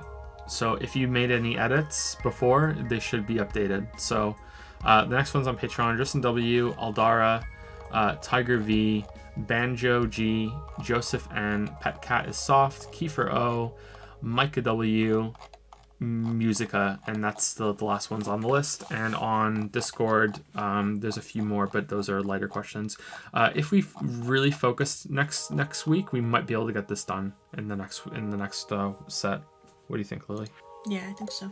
We might Probably be next time, we or might if be not able the time to. after, but Yeah. maybe next time. The thing is that we're only around 3 hours for each stream, and we usually lose the first half hour to making sure that it's actually going to work. Most of the time, actually, we haven't had to stop just yet, but there have been a couple of close calls. But I really don't want to get into answering questions, and then Lily has to get up and go get the baby and bring the baby in and interrupt the reading. So I just want to make sure everyone's settled before it happens, which we might be too careful, but yeah, who knows. Please pronounce my name right when you read my question. Joe's butchered my name every time. You're my only hope. Oh, shit. Alderana? How have I said it before? Alderna? I thought it was Alderana, but is it Alderana? Alderana? I'm sorry, I butchered It's a pretty name. Even. I don't know how you say it, but it looks pretty when it's written. It is a pretty name. I agree. I don't know how you say it, but... Thank you for the new sub and the bits. We're just about to end, so sorry about that. Joe Aldar. Was it really that bad? No, I'm sorry. That's terrible of me. Thank you for the new sub, Gigantus, with Prime. Welcome to Prime Time, Gigantus. Welcome to the Pickle Jar or Pout Patrol, which either cringe you prefer. And thank you, Loner Archon. Or Lone Rarcon, but I think it's Loner Archon. Not sure if StarCraft 2 reference or not for the 500 bits. Thank you so much. Apologies that we're right about to end as soon as this day ends in Stardew Valley. Almost at StarCraft Valley. Oh, like a farming game in the StarCraft universe. That would be pretty good. By the way, you can look into some royalty-free music to play for the first few minutes of the stream, and maybe a welcome screen so people don't think you're AFK when they join. Yeah, I think I'm not sure if Teef is here, but he's often here for streams. Has made some music. There's someone else that made some music too. I'm really behind on checking that sort of stuff. I'm also a little like non-committal at the moment because the new PayPal thing that I have to set up isn't ready to go. So even if there was something really good I could use, I don't have a way of paying contractors at the moment. So yeah. In fact, I think I still owe Merrick some money for a thumbnail he did, which I feel pretty bad about. Fuck. Yeah. So I need to get that set up, and just as always, like Witcher fugue state, just pretty fucking hard to get anything done. Alderana. There was a phenomenon with Tetris 99 where hundreds of housewives were secret killers at the game. Is there a game that Lily could kick Joe's ass at? Tetris Attack? Tetris Attack, yeah. Tetris Attack, easy. Not even close. I haven't played that in a while. I've been playing Stardew too much.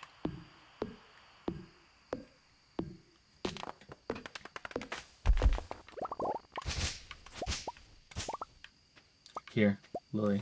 First time you playing a game on stream, cut down a tree. Can you do it? Cut down a tree and then you know, cut down as many trees as you can and then go to bed. Lily gameplay. It's the first. Way too far it's over? the first Lily streams.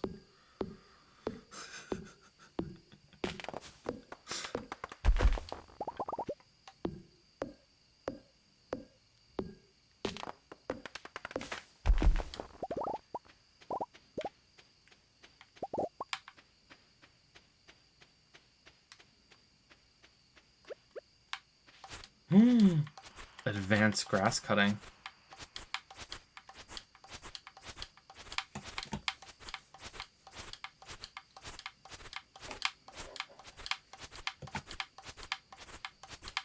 Should just play when you get into the big questions.